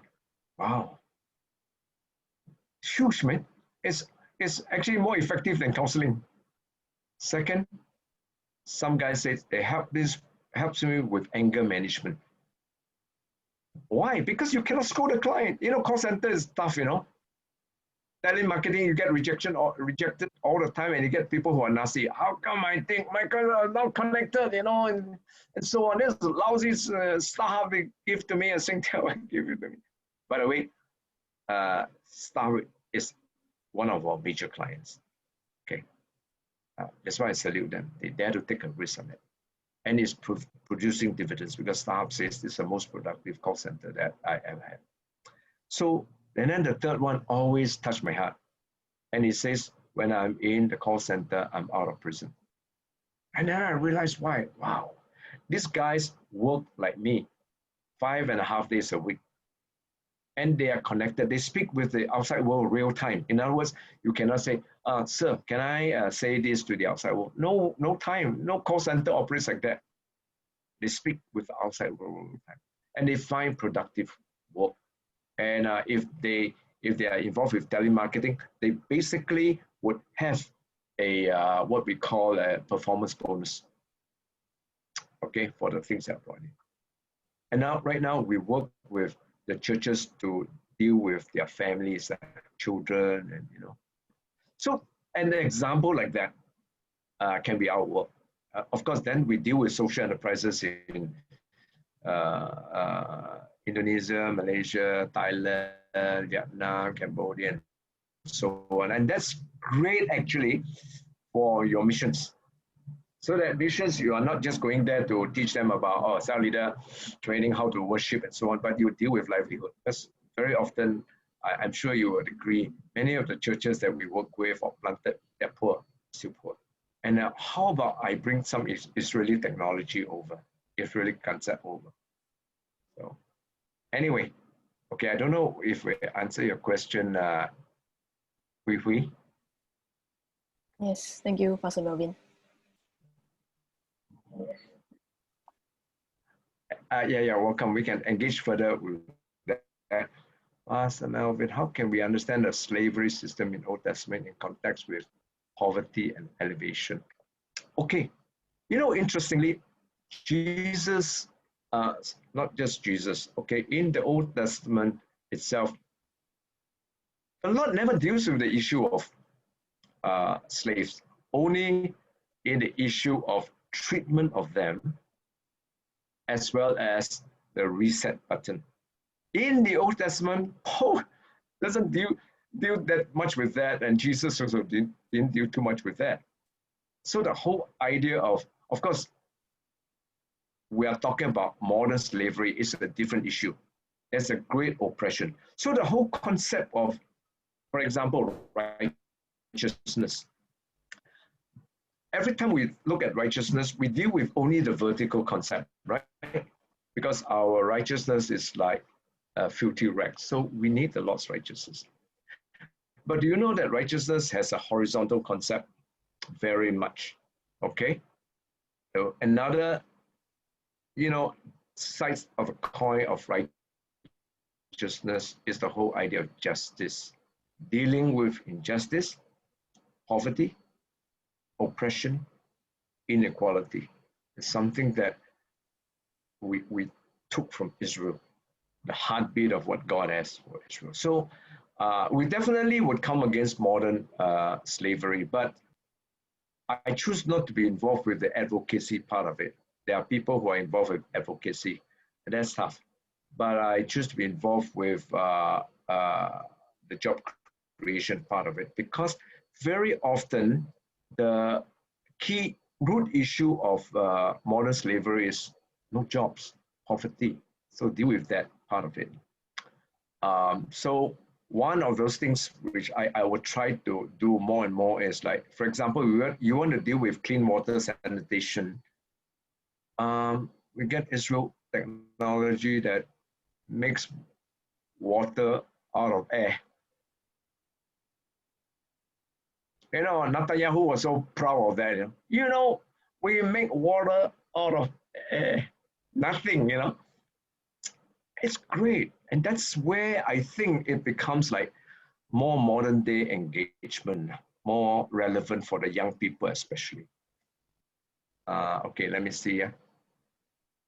Could you elaborate a bit more provoking the Jews to jealousy? How do we do that? In fact, what role should we assume?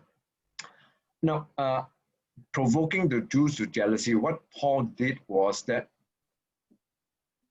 Gentiles coming to receive the Messiah, the Jews will ask, hey, this guy is our, it's our guy, And right now it becomes their, what we call their Messiah. Okay. Now, what more when an Arab, the sons of Ishmael, tell them about, hey, I know your Messiah. Stir them up. But okay, that aside, one of the things that cause a pain in the hearts of the Jews are the Western church. Okay, not just Germans, but very often that's how the Jews see them. Okay, everybody is complicit. And they're okay, as far as they're concerned, oh, you're Christians, but they always have a problem with church. Because church caused the Crusades, right? In the name of religion. Church caused the Spanish Inquisition. They were being persecuted because, you are no longer Jew. You need to be converted to Christianity. Otherwise, you are out of the country or you'll be burned at the stake. That's how it goes. So to them, church is a dirty word. To them, the cross is a dirty word because the Crusades basically, carry the cross and burn the Jews. And so on. Christian is not a good word. So when they see an Asian-looking person get involved with, I think it's something. When an Asian person go there and say, we're so sorry on behalf of misrepresenting the one who loves you the most, Jesus Christ, we are sorry. Now you come from that posture, it's very different. Like I said, nobody would, and then they always say, but you are not Europeans, you're Chinese. Then they always find, how come? Now, we need to find secrets into entering their heart. The way to do it is not to be like what the West is doing, I think, okay? We have our Asian distinctive, and they are Eastern people, okay? The Jews are Eastern people. So I think there is ability to connect there, working with our Messianic brothers, working with our Arab brothers in Israel and in the West Bank, and we become a bridge, kind of like a peacemaker.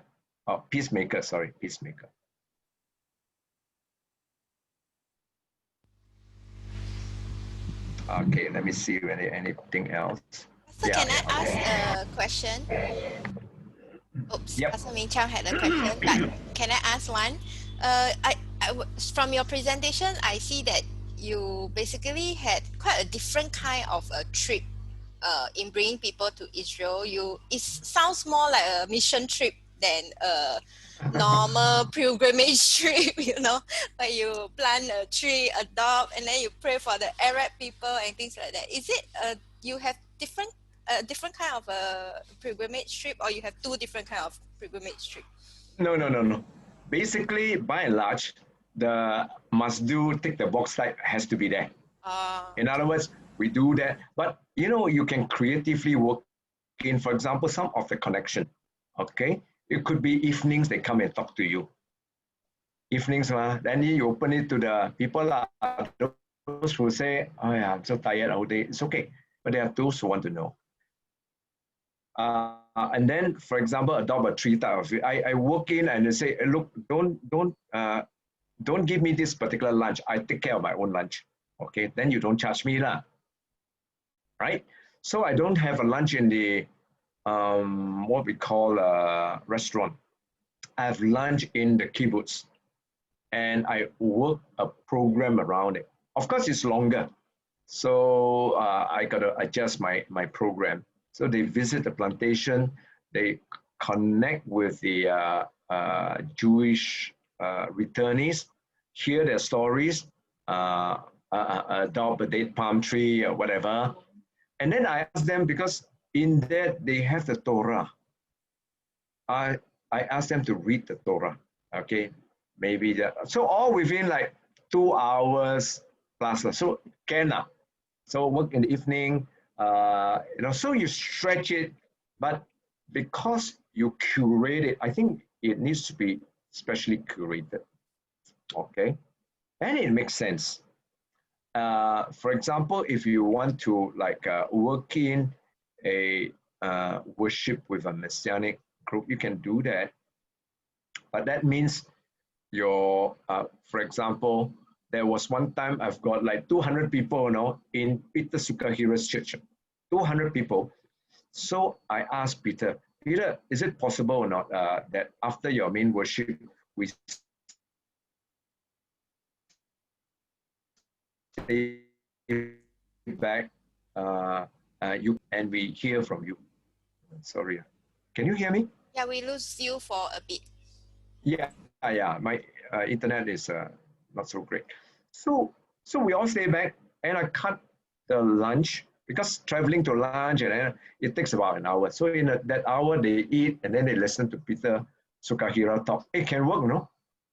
But of course, we got to work through with them. We make sure that we clean up their place. But, the people are so nice. So you can creatively weave that in if you provide a framework for preparing the people so they know what to expect. Like even Holocaust survivors, we basically have a lunch with them. In other words, I say, I don't want a lunch. Okay, we have a lunch with them. Basically, I actually pay for their lunch. I didn't put it on the what we call it, the trippers to pay, because to me it's part of my ministry to support the Holocaust ministry work. Then we just ask the Singaporeans, okay, you come out with three songs that you need to present. One could be Majulah Singapura. So it need not be very spiritual one. The other song is like Sin Jia So Sin Jia Ho. Okay, that's spiritual. So we explain to them. Third one could be Chan Mari Chan or Burung Kaka or whatever, so that they hear something and they always feel like, oh, you take time to spend time with us. But I'm taking basically a lunch slot. Okay, then we get our pastors to deal with this identification, repentance. Wow. And then end up, we say every Singaporean, please bring a gift that is Singapore. Don't bring food, because food, you don't know what is kosher, what is not kosher, right? You bring a gift, maybe a keychain that is Singaporean, a fan or whatever, and bring it to give it to them. Wow. That experience do so much to us, more than it does to them. I'm sure it does to them as well. So at the end of it, it's like, so now do we visit the Holocaust Museum? Of course we do that. I mean, it's such a great place to be there. But when you link up with the people, it's a totally different experience. And so some of these, especially English-speaking ones, they still connect with the different cell group, So.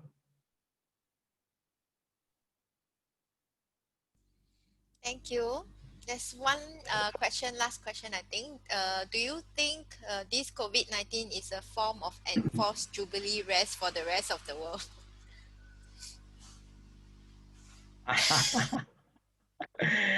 Very good question. I think it's part of it, really, because even church itself, we need to really rethink. But we cannot rethink in the midst of running out. You know, pastors, I can understand pastors because I have a fellow pastor. Wow, after this week, Monday holiday, Monday leave, right? I don't know which day leave you have, Tuesday, whatever.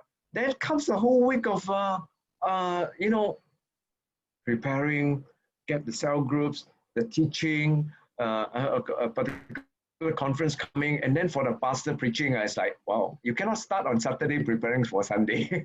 Cannot, you need to start thinking of it Monday.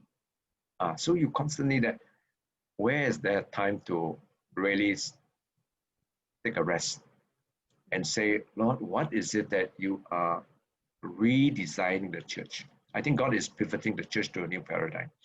So I certainly think so.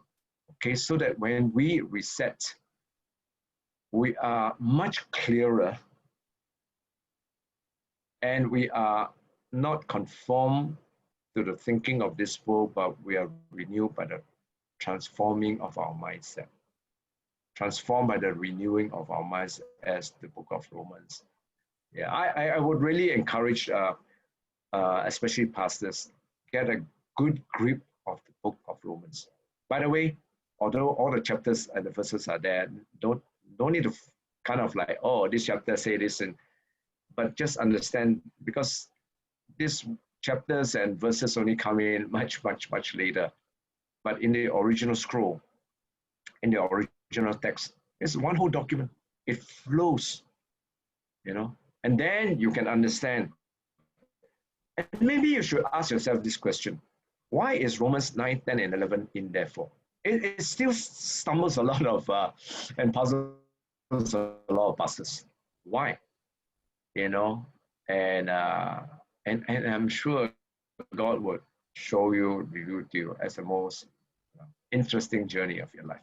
But in the meantime, when during this COVID-19 is resetting, I think the church will get more activists. Because, you know, the gospel of Jesus Christ and the gospel of the kingdom is not academic. It's not what happened in Sunday, cell group. It's activists. It's not what you hear, but it's what you do with what you hear. And I think it will pivot the church into a much more engaging with society kind of thing. I mean, my prayer is like that. Yep. Thank you very much. Pastor Wilson, is there anything you want to chime in? Welcome. Fantastic stuff. Thank you, Pastor Melvin. Are we going for a break now? I think he ended, if I'm not wrong. Pastor Melvin, you ended already, right? Wow, I ended already. Wow, this one, sleep driver. Because we gave you actually 3 hours. Actually, it's fine. I can keep on talking, you know, like, for example, developing the concept of Jubilee more. Okay. Okay, in that case, we can take a 10 minutes break. Yeah. Okay, so why don't you take a break, get a coffee, get a tea, and then we come back for a third part. Yeah. With Pastor Melvin. Yeah. Okay, so we Yes, come back at 11:45 then. Okay, thank you. Guys. Thank you. So can you imagine, I'm actually halfway through the third period of 18 years. My goodness. Oh, wow. Yeah. So I was still like, Lord, I know you call me like that, but what exactly is it? So it took me 2 years to find out. So Israel, in more detail, I get involved with it since 2013. Oh, wow. Wow, that's why I say, okay. Wow, okay. Good to hear that, Pastor. I'll be interested to explore with you whether you have a proprietary to a contact to the water from the air they mentioned about. I think our mission countries will need this, man. We are building wells right now, digging wells for many villages.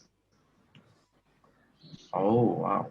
Actually, one of the things that I would ask is, do you know Caleb Mayers? No, I don't. I mean, I heard about him, but I don't know him. Okay, he started an organization called Arise that deals with Israel economy, doing social good, the startup, and so on. You can actually, if you have the time, I think it's on Thursday evening, tuning. I plan to ask him. Okay. I actually wanted to organize a webinar with this make water out of thin air type. It's already, I mean, it's already being used in quite a lot of these impoverished nations, especially those that face water shortage and so on. Yeah. Okay, I think it'll be good. I'll make sure that our mission pastor is there to connect this part of it. Because we're actually digging wells right now, bore wells, all that. I think if there's a technology to make it faster, I think it'll be even better. Yeah. Okay. Yep. Back to you, Pastor Melvin. Okay. Yep. All right. Thank you. Well, welcome back, pastors, leaders. All right. So let me see whether I can share screen. Oops. Sorry, wrong one.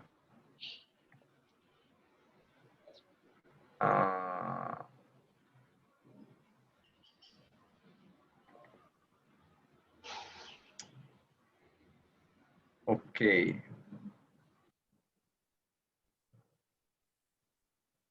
Let me do that. All right. Can everybody see? Okay. Now,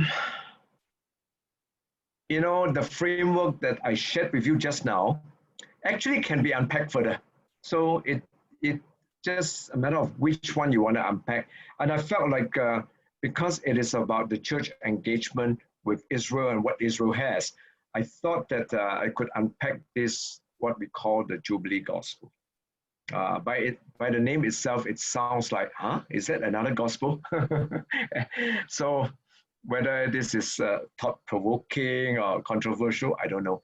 But let me share with you, when I came out from being a paid pastor, like I said, so right now I'm a non-paid pastor, but my calling doesn't change. It's the arena that that God is opening me up into. There were two passages of scripture that really hits me. One is Isaiah 58, and we are very familiar with that. You know, the people basically say, Lord, we give offerings, we give sacrifices, we worship you, we fasted and we prayed. How come you do not answer? And then God says, you know what's the fast that I have chosen? What is acceptable to me? Not that fasting is wrong, please understand me. It's a great spiritual discipline. But they miss this part of it. It's to loose the bonds of wickedness, to undo the heavy burdens, to let the oppressed go free, to break every yoke. It's not to share your bread with the hungry and that you bring your house, the poor who are cast out, and so on. When you see the naked, you cover him, not hide yourself from your own flesh. Then your light will break forth like the morning. Your healing shall spring forth speedily, and your righteousness shall go before you. The glory of the Lord shall be your rear guard. Wow. And to me, there was one time I started a group called I-58. Stands for Isaiah 58, you know, just to kind of like share this whole idea to people, because it really hits me.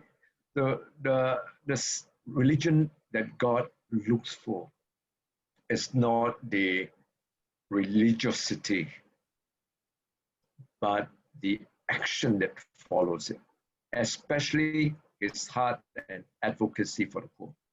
Another one is Matthew 25. Matthew 25, you know, of course, it comes after Matthew 24, right? But Matthew 25 is about, because Matthew 24 is about the end times, okay, preparing for the end times, and yet you do not know when it is. But God says, you know what's the best preparation? Matthew 25. Matthew 25, 3 stories, 3 parables. 1, the 10 virgins, okay? 5 wise, 5 foolish. 2, the parable of the talents. And 3, the sheep and the goats. Now, when I read that, I thought, wow, our judgment, finally, whether we be up in heaven or on earth, it depends on how we operate our faith. It definitely is by faith. Please don't misunderstand me. It's not by works. But how do we know that faith is in the right direction? Is according to where God's heart is. God advocates and champions for the poor. And you read that, it says the sheep, they go to eternal bliss. The goats, they go to eternal damnation, where there is weeping and gnashing of teeth. It's always a reference to hell. And that's serious enough for me, okay? In other words, if we want really to have an encounter with Jesus Christ, it's where the poor is. It's where the poor is. I was hungry, you give me food. I was thirsty, you gave me water to drink. I was naked, you clothed me. I was sick, you visited me. And then the same thing is spoke about the goats. You know, I was hungry, you did not give me food. And these guys were surprised. Lord, when did we see you then and not do it? In other words, what they're saying is that, Lord, if we know it's you, of course we'll do it. God says, you know, I come as the poor to you. And if we want to encounter God, is minister amongst the poor and deal with the issue. So that sets me into the understanding of, Lord, how do I do that? But I know that for 18 years as a pastor, and then, you know, even longer, if we're talking about the start of FCBC, we're very good at social services, community services. You know, Touch Community is one of, in a sense, our distinctive. And now it's still the largest, okay? But I know that the Jubilee Gospel goes beyond that. And that's where I thought I want to share that with you. What is something that we can connect and take from Israel for the world, okay? Share with you Deuteronomy 15:4. However, there need not be poor people, or need be no poor people among you. God already specified that, even though I mentioned that in the same chapter, it says the poor you always have. It is not a contradiction. The poor you always have, because there will be people who fail. There will be people who are not given opportunities. There will be people who are lazy. Okay, it says, if you don't work, you don't eat. And that's a very good philosophy, I think.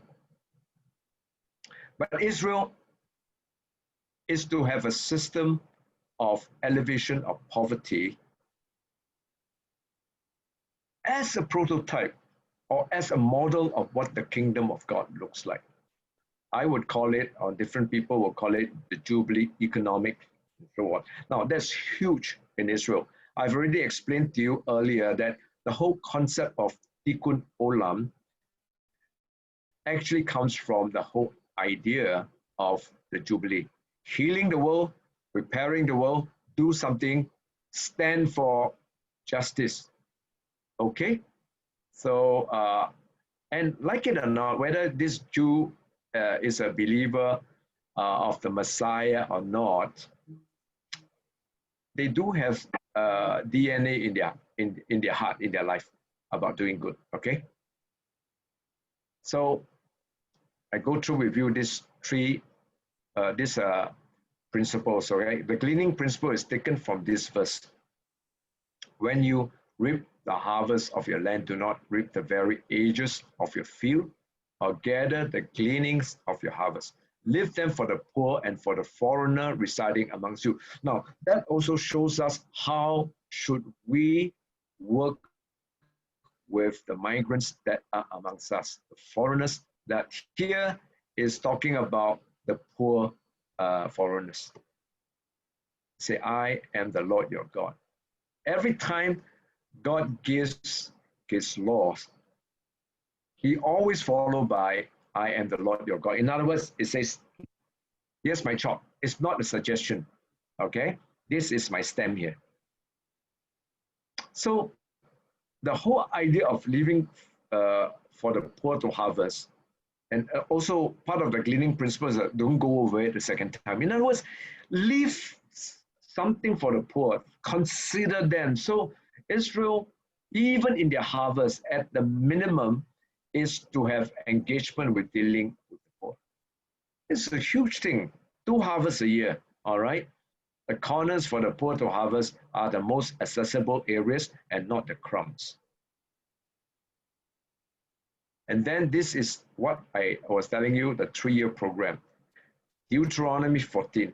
At the end of every 3 years, bring all the tithes of that year's produce and store them in your towns, so that the Levites were the priests, the foreigners, the fatherless, the widows who live in your towns may come and eat and be satisfied, so that the Lord your God may bless you in all the work of your hands.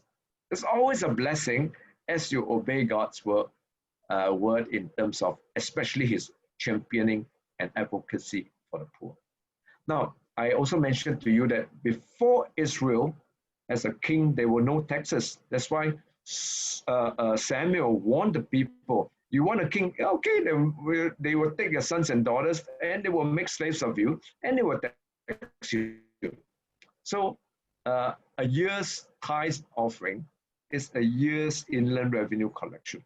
It's huge money. That's why in the book of Malachi, God says, you have robbed me. And the people say, how have we robbed you? In tithes and offerings. The Lord says, bring all your tithes to the storehouse, that there may be food in my house. Now, who is going to eat it? God is going to eat it? It's a lot of things. But these people were not bringing it because there were no food for the poor.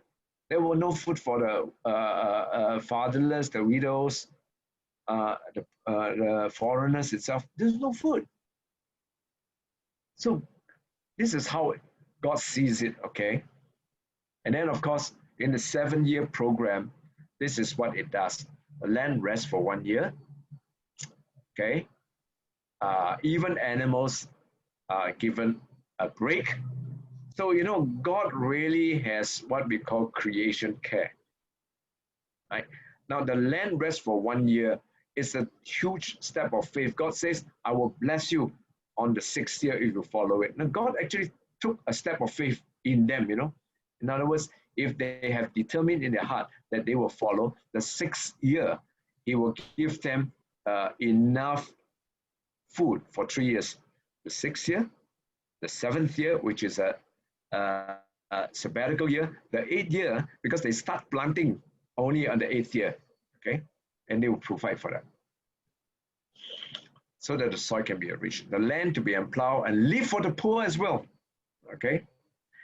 Debts are cancelled, forgiveness, grace, mercy, release of the slaves, liberty, non-exploitation, slaves to go out loaded with food. In other words, we are to do not just trying to be stingy, but supposed to give them. And God always reminded them, remember, Egypt, you came out and I caused the Egyptians to give you plenty. And the promise is there will not be any poor amongst you. That's 7th year. 50th year is exactly what is in the 7th year, plus one thing. Return all properties bought. Distribution of assets, wealth. And that's equal to justice. Rediscover a family, because a family come back together, and a vision of shalom. That's how God envisaged the kingdom of God, which is supposed to be totally different from the nations of the world. And that's what Israel was to showcase. But you know something? Sadly, Israel never followed. And God says, it says, one of the reasons why I sent you into 70 years of exile is that so that the land will rest for the 70 periods that you never give Israel, never give the land rest. Wow, God was serious. Okay, it's not just their idolatry, but their disobedience to this whole Jubilee program. But sadly, that was gone. This was a great I shared with you about. Look at the impact upon the economics, upon the business, upon the marketplace. Study it again, and then every square, there are 2 harvests. So can you imagine on the 48 and 49 and the 50th year, it's a big whammy, man.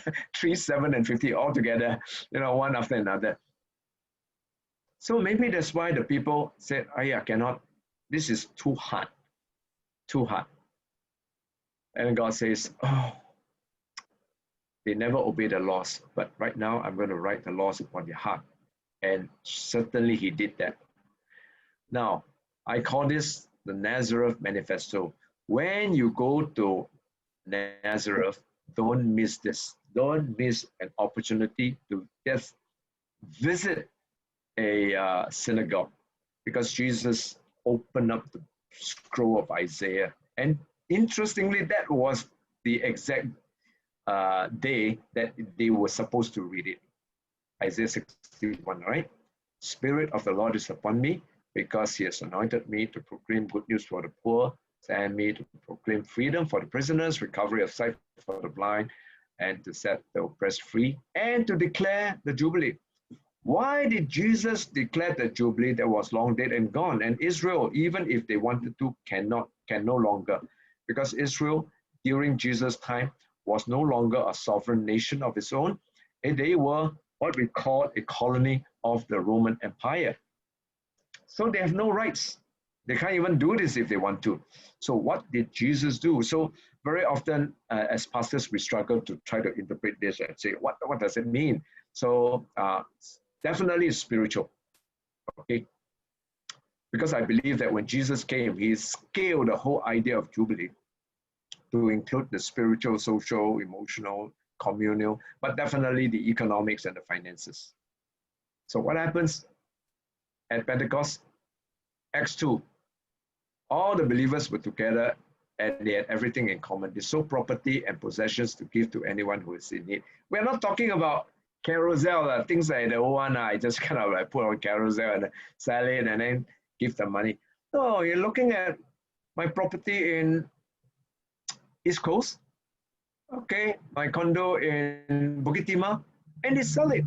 And they give the money and whatever they sold to anyone who is in need.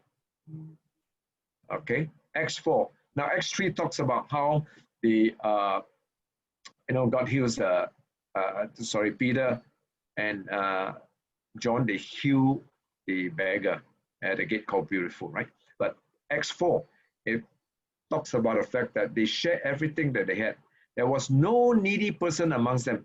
Which one of us in our church can say, hey, there's no needy person amongst us? But there was no needy person. We're talking about thousands of people, 3,000 that come to saving knowledge of Jesus Christ in the day of Pentecost. And they distribute to anyone who is in need. Acts 5, Ananias, Sapphira, they were doing the same thing, said that they were cheating the Holy Spirit. So can you imagine? Something happened, the rollout. In those days, the number of disciples were increasing. Acts 6, Hellenistic Jews among them complained against the Hebrew Jews because their widows were being overlooked in the daily distribution of food. So the 12 disciples decide together, all of them together, and said, okay, let's appoint the 7. And this was the 7 deacons. That's where we get the word diakonos. And they were to wait on tables. Now, we're not talking about them as what we call, servers in the restaurant. Not just that, wait on tables, but they were to administer a poverty fund. because somebody got left out, because there's a lot of money coming in, right? But nobody manages the distribution. So that's what they were doing. Now, so move that into the early church. People like Irenaeus, Ignatius, Justin Martel, Tertullian, these are all our early church fathers. Clement of Alexandria, they were all major into this whole thing about, lifting the poor, helping them. Major work. I mean, we can read that in Paul's letter to the churches as well. Okay, we want to raise money because we want to help them, raise money, help them, and so on. So there's a lot of movement, but we don't know the scale of it until we come to this guy. Okay, you can Google it, you can find his sayings. His name is Julian the Apostate. Who is he? Julian is one of the Byzantine emperor after Constantine. Okay, now he's called the apostate because he doesn't like Christianity, because by that time Christianity was mainstream, because of Constantine. So he wants to bring it back to paganism. That's why they call him Julian the Apostate. But he failed in doing so, and in his frustration, this is one of his quotations, okay, recorded by Roman historians. He says, "These wretched Galileans," referring to Jesus' band of disciples, "feed not only their own poor, but ours as well." Can you imagine that?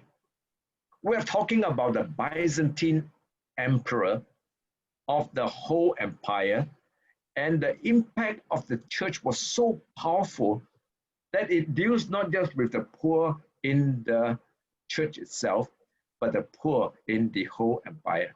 That's why Julian failed to discredit the church, the Christians. And that is a huge thing that the church took for itself, the heartbeat of God, the heartbeat of him championing for the poor. All right? Something happened on the day of Pentecost. At Sinai, 50 days after the Passover, the law was given. But at Pentecost, 50 days after the cross, that's why they call it Pentecost, okay? As during the time of the Feast of Weeks, the Spirit was given. So what happened is that what the law cannot accomplish in the hearts of the people, God sends the Holy Spirit. And from that time onwards, Jubilee isn't a marker of time once in 50 years. Jubilee was an everyday thing as the Spirit of God leads the people. It's huge. As a pastor, when I saw this, I said, wow, how come I missed this? Because I never preached a sermon on no one was in need, because I don't know how to handle that, okay?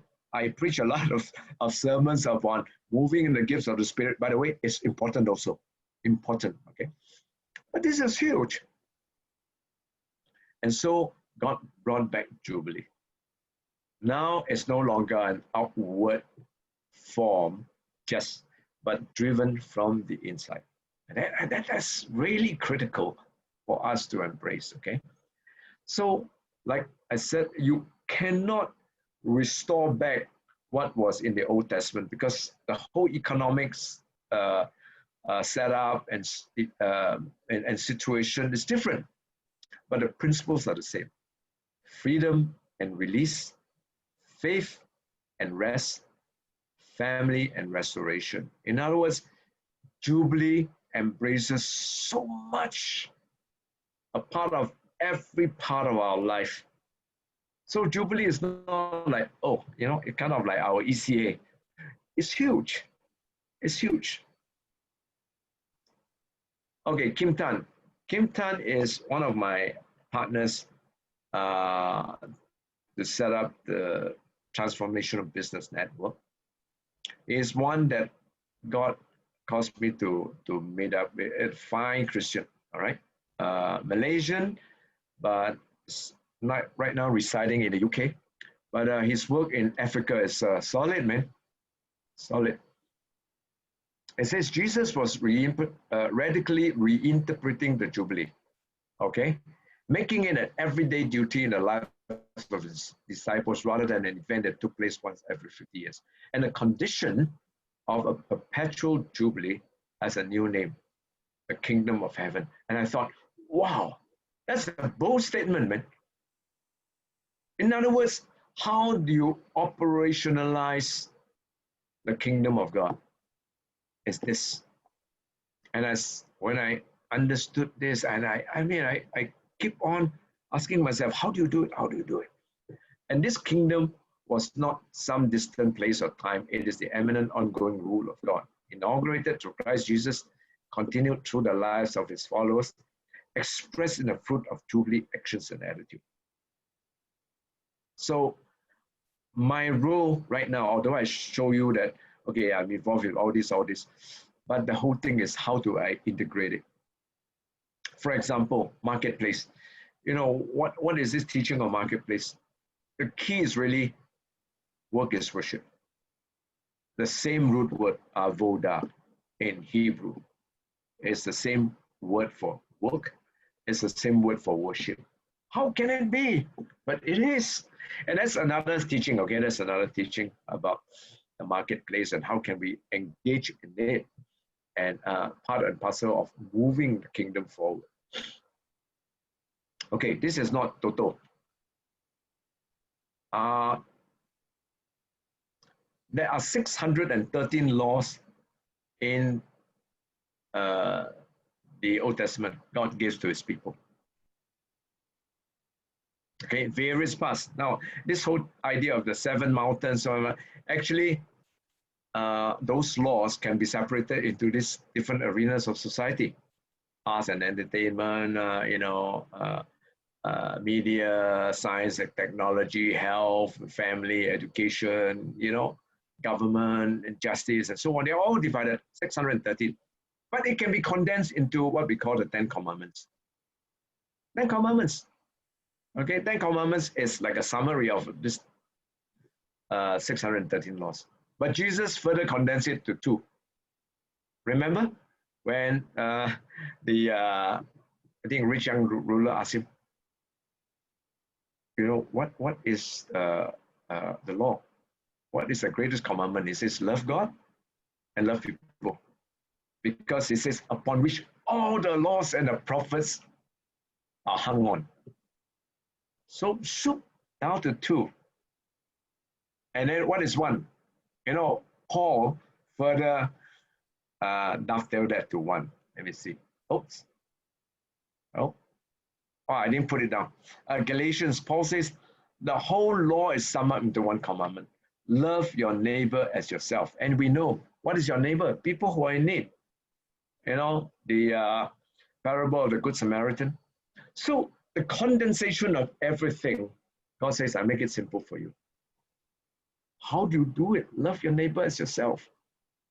So how do we do, after dealing with this whole thing, how do we deal with what we call the modern day considerations? I think as far as TBN is concerned, I deal with it like that.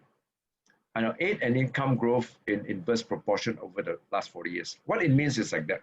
The more aid you give, for example, Africa as a continent receives 6 times the amount of money of a Marshall Plan.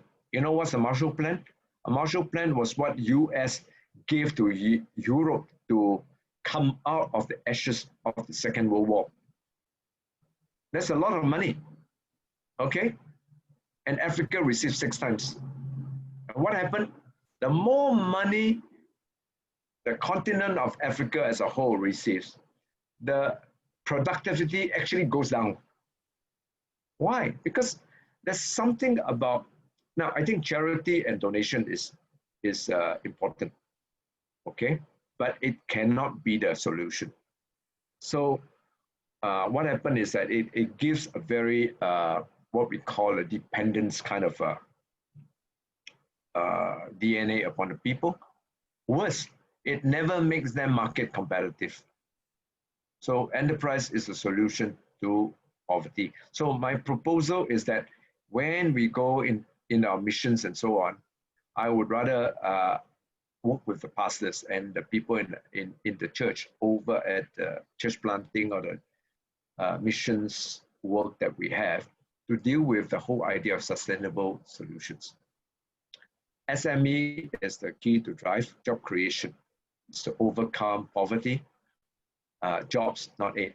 So some example, we work with Batam, this education, we work with in Batam slums, how to deal with a three-piece toilet that gives sanitation, because bad water accounted for stunted growth in children. So this one, the toilet bowl is inside the house. Usually they don't do the business inside the house because it's considered dirty, right? So they do outside, but it's not safe for the women and no dignity as well. But here the two are, the blue ones are what we call septic tanks they deal with, right? It's quite cheap. $200 settles that. And then we work with SMU, Singapore Management University, giving some sewing projects to these mothers in the slum. MBB is one of the ministry that we work with, Misi Bagi Bangsa, which is Mission to the Nations. Okay, we deal with that. So it's, because it's Batam, it's easier for us to kind of like hop across. But now with COVID-19, really, it's very tough for them. This is Agape Call Center, which I talked to you about. This is actual file photo that the prison authorities allowed us. And most of these guys, many of them are Muslim. Okay. And they have the dignity of sitting on the table. They have aircon over here. They have a screen. They have hooked on the hands-free, and they speak with the outside world real time. So we are trying to connect actually even more on what we call AI, bringing AI into them as well, artificial intelligence. Right now they have pivoted into business process outsourcing, BPO. I'm involved with this organization. Okay, somebody asked about human trafficking and modern day slavery. So Haga project was something that was done many years ago by YWAM to take the women who are trafficked for sex to give them jobs. But it never succeeded, struggle, because until you are able to give them like salary increases and until the businesses are sustainable, it's very hard to do that, because donation, you don't know when the next month donation will come in. So the Haga project right now, working with some of the impact funds, they are right now 4 companies. The biggest one is a catering. Okay, and then you got they work with Joma, which is a mini Starbucks in Vietnam and Cambodia. Okay, so the Haga project is both in Cambodia and in Vietnam. This is another example of how it's being used in South Africa, Kuzuko Safari Park. Now, this park is located on the Eastern Cape. If you know South Africa, an exotic place, you should go there for holiday as well. But if you visit a safari park, I recommend you visit this one, because it is located at the poorest parts of the Eastern Cape in near to a town called Somerset East. 85% HIV, and the unemployment is like 70%, that kind of thing. So the only thing is do ecotourism. Ecotourism means you have to create a safari park. So what they do is that they got pieces of land that's about 40,000 acres. Turn it into safari park, start growing the shrubs, because otherwise it's just wasteland. then start bringing what we call the animals in. First is the big five. In Africa, the big five is the lions, the rhinoceros, the elephants, the Hippo, I think. leopards, and the buffalo. Buffalo, five. Then around it, you can have other things like antelopes and so on.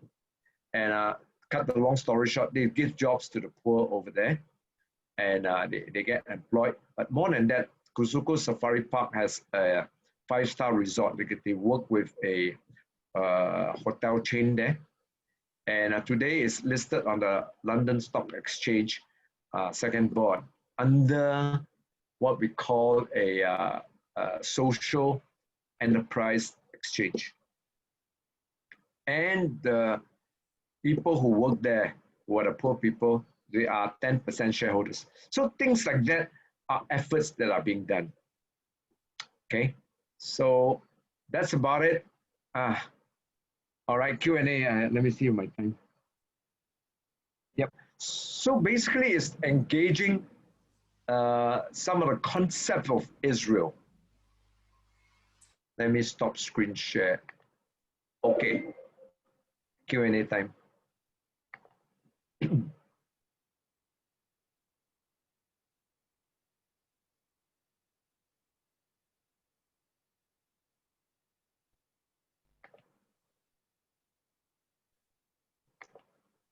No questions? Tired? Or any comments or feedback?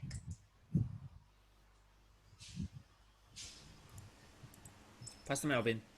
Yeah.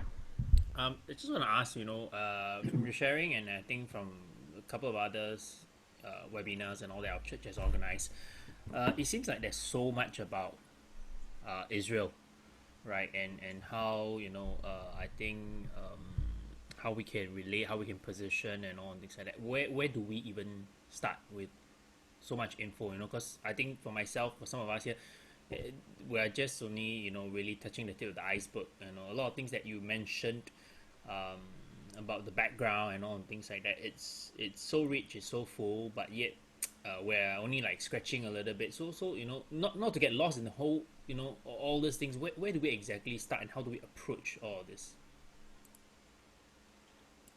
Oh, well, actually, I got interested in Israel many years ago. In the early 2000s, that's where I began to understand that the role of Israel.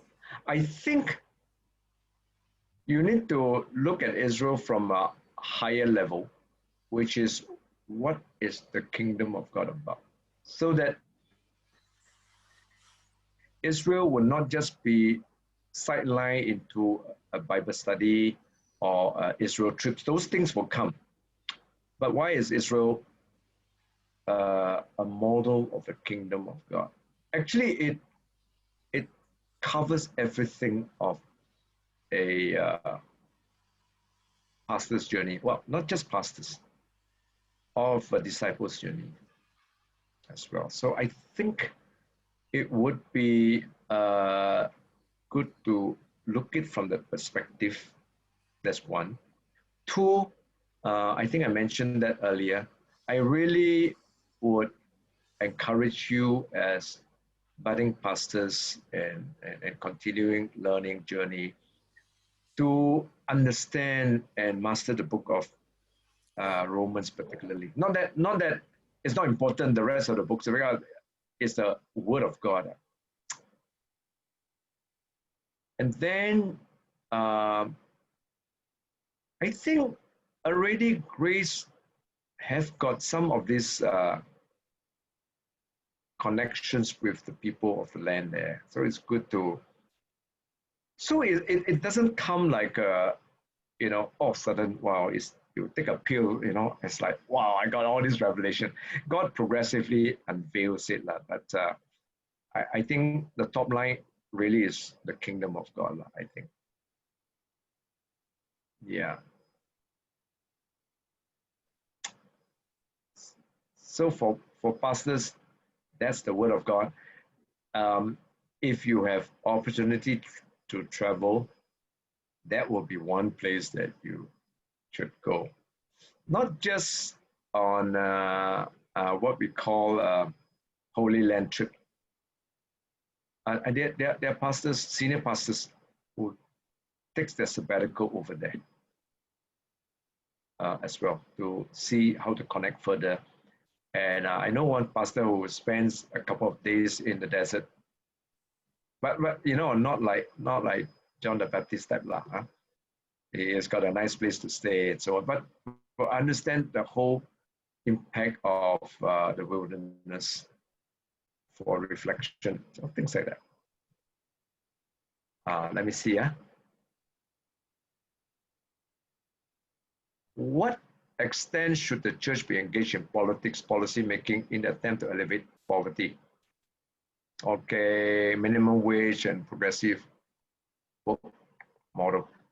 Now, in the whole area of justice, okay, which is the outworking of the righteousness, you deal with advocacy on one hand. So that's where I think Hui is it.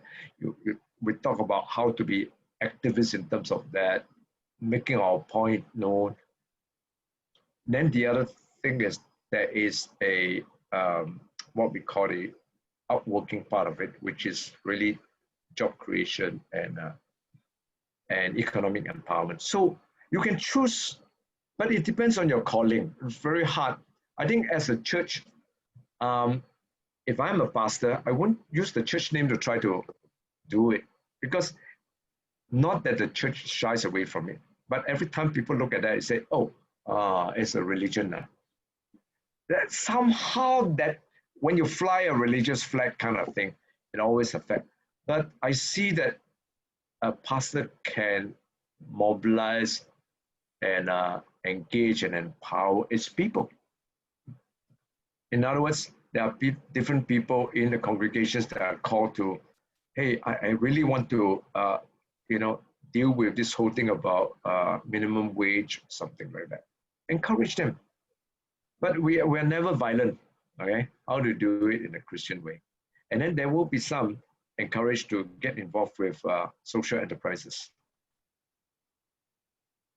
Okay, even in, for example, missions. I think it calls for integration.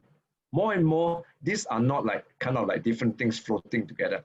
It's beginning to integrate that. So that when we understand the top line as a kingdom, it means even our work is our ministry within understandable perimeters. So that teaching needs to go out, and then the empowering for them to go out. I think the church will make much more impact in terms of that. And you don't need to wait for the pastor to scan. I mean, okay, I'm with Cornerstone. Okay, Pastor Young can fly the flag, you know, LGBT, cannot slam, blah, blah, blah. It's very tough for him, you know. But I think with teaching, the members of the different cell groups and so on, they can rise up. Sitting in our pews are people who are influential, whether they are entrepreneurs, whether they are government leaders, sitting in our pews. And when they understand, because so our encouragement as pastors is to tell them, this is what God looks for. But when we move into this marketplace, this arena, we need to be as wise as serpents, as gentle as doves, okay? We don't want to say, oh, come on, kill me, and then you are shot with 100 arrows, where maybe it's not necessary at that time. Sorry, it's a long answer to a question like that. Is that okay, Hui Hui? Okay. Thank you.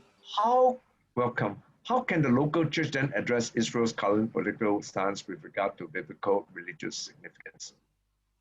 Always tricky. That's why I think Pastor Wilson, Senior Pastor, the leadership committee, that's very important to teach Israel in its right context. So important. Otherwise, we end up siding with Israel, flying the flag. Everything is Israel is good. I don't think that's a simplistic thing. Okay. And I think that so important to, that's why if you just concentrate in Israel, I think one brother, Scott, he mentioned something that to me is very close to my heart too. What about them? What about the sons of Ishmael? So if you deal with Israel, very much your concentration is on Israel. But when you scale it up to the kingdom, what does God desire? It's a reconciliation between the sons of Isaac and sons of Ishmael. We find ourselves being peacemakers rather than siding on one side. Okay. Now I know that we take a lot of these kind of teachings from the West, but I mean, Cornerstone, we ourselves are impacted by it. The West basically sees it very black and white. This is the kingdom of evil. This is empire of evil. This is the empire of good. That's why now we don't have some of these speakers coming in to come and speak, because in our environment cannot be. You don't talk about our Muslim neighbors as if they are empire of evil. They're people that God loves. We're dealing with system, but we are not careful and people misunderstand us. So we end up being black and white. It's like binary. But when we scale it up to the kingdom of God, I would encourage us, some of us, our work amongst the Highway 19. Some of us, our work is Highway 62. I think I'm going back to this. That means some of us will work mainly among the Jewish community, but some of us will work among the what we call the Muslim communities, the Arab communities. I don't know if you know a ministry leader by the name of Steve Carpenter. Yeah, so here's an organization that works mainly with the sons of Ishmael. So he would get, like, for example, help in Syria, in Jordan, dealing with the Palestinian. I champion the project. Okay, thank you very much, Pastor Melvin, for being with Welcome. us. Welcome. Yeah. Okay, maybe we shall get Pastor Wilson to pray over you and your ministry. I think it's very exciting to hear what you are doing. Yeah, thank you for stirring our thought processes. Yeah, thanks, Pastor Wilson. Let's pray. Lord, we thank you for Pastor Melvin's life and ministry. Thank you for this session where he has opened our eyes to see the connection of Israel and the church. And may you allow his ministry continue to flourish and be anointed by you. May you continue to open doors and connection for Pastor Melvin. But most importantly, may you bless his health so that he has many more years to serve you. Yes. And how, Lord, through different 18 cycles of his life, you have used him for different seasons to touch different pockets of both the marketplace and the church. And may this next 18 years be a powerful one where he can culminate all his experiences for your glory and purpose. So we bless Pastor Melvin today that he will have the ability, the connection, and the resolve in his heart to run the race well for your purpose and glory. So we bless your son today in Jesus' powerful name. Amen. Amen. Thank you. I need help. Okay, I shall exit and then so that I leave you guys alone. Okay, bye-bye. Thank you. Pastor Wilson, let's have coffee. Maybe the next week or the week after lah. Probably the week after lah. Okay. Okay. Bye-bye. Bye. Thank you. Bye-bye. Bye-bye. Okay. You guys are very quiet, man. So unlike some of you, so quiet. Especially the interns. No question asked. So disappointing, Okay. Now, I just want to sum up some of the questions being asked. I think what Pastor Melvin gave is a very, very big picture, and because of what he's doing. So just let me summarize here that as a local church, I have certain way of seeing Israel.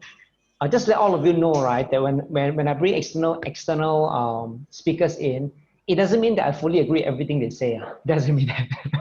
It's just exposing you to different speakers and all of that. Okay, and this is where in the days ahead, right, you'll hear, especially next year, you'll hear us addressing Israel, the role of Israel in the kingdom of God, and how do we see the involvement of Israel, the whole evolution of Israel, Old Testament to the New, and up to later part of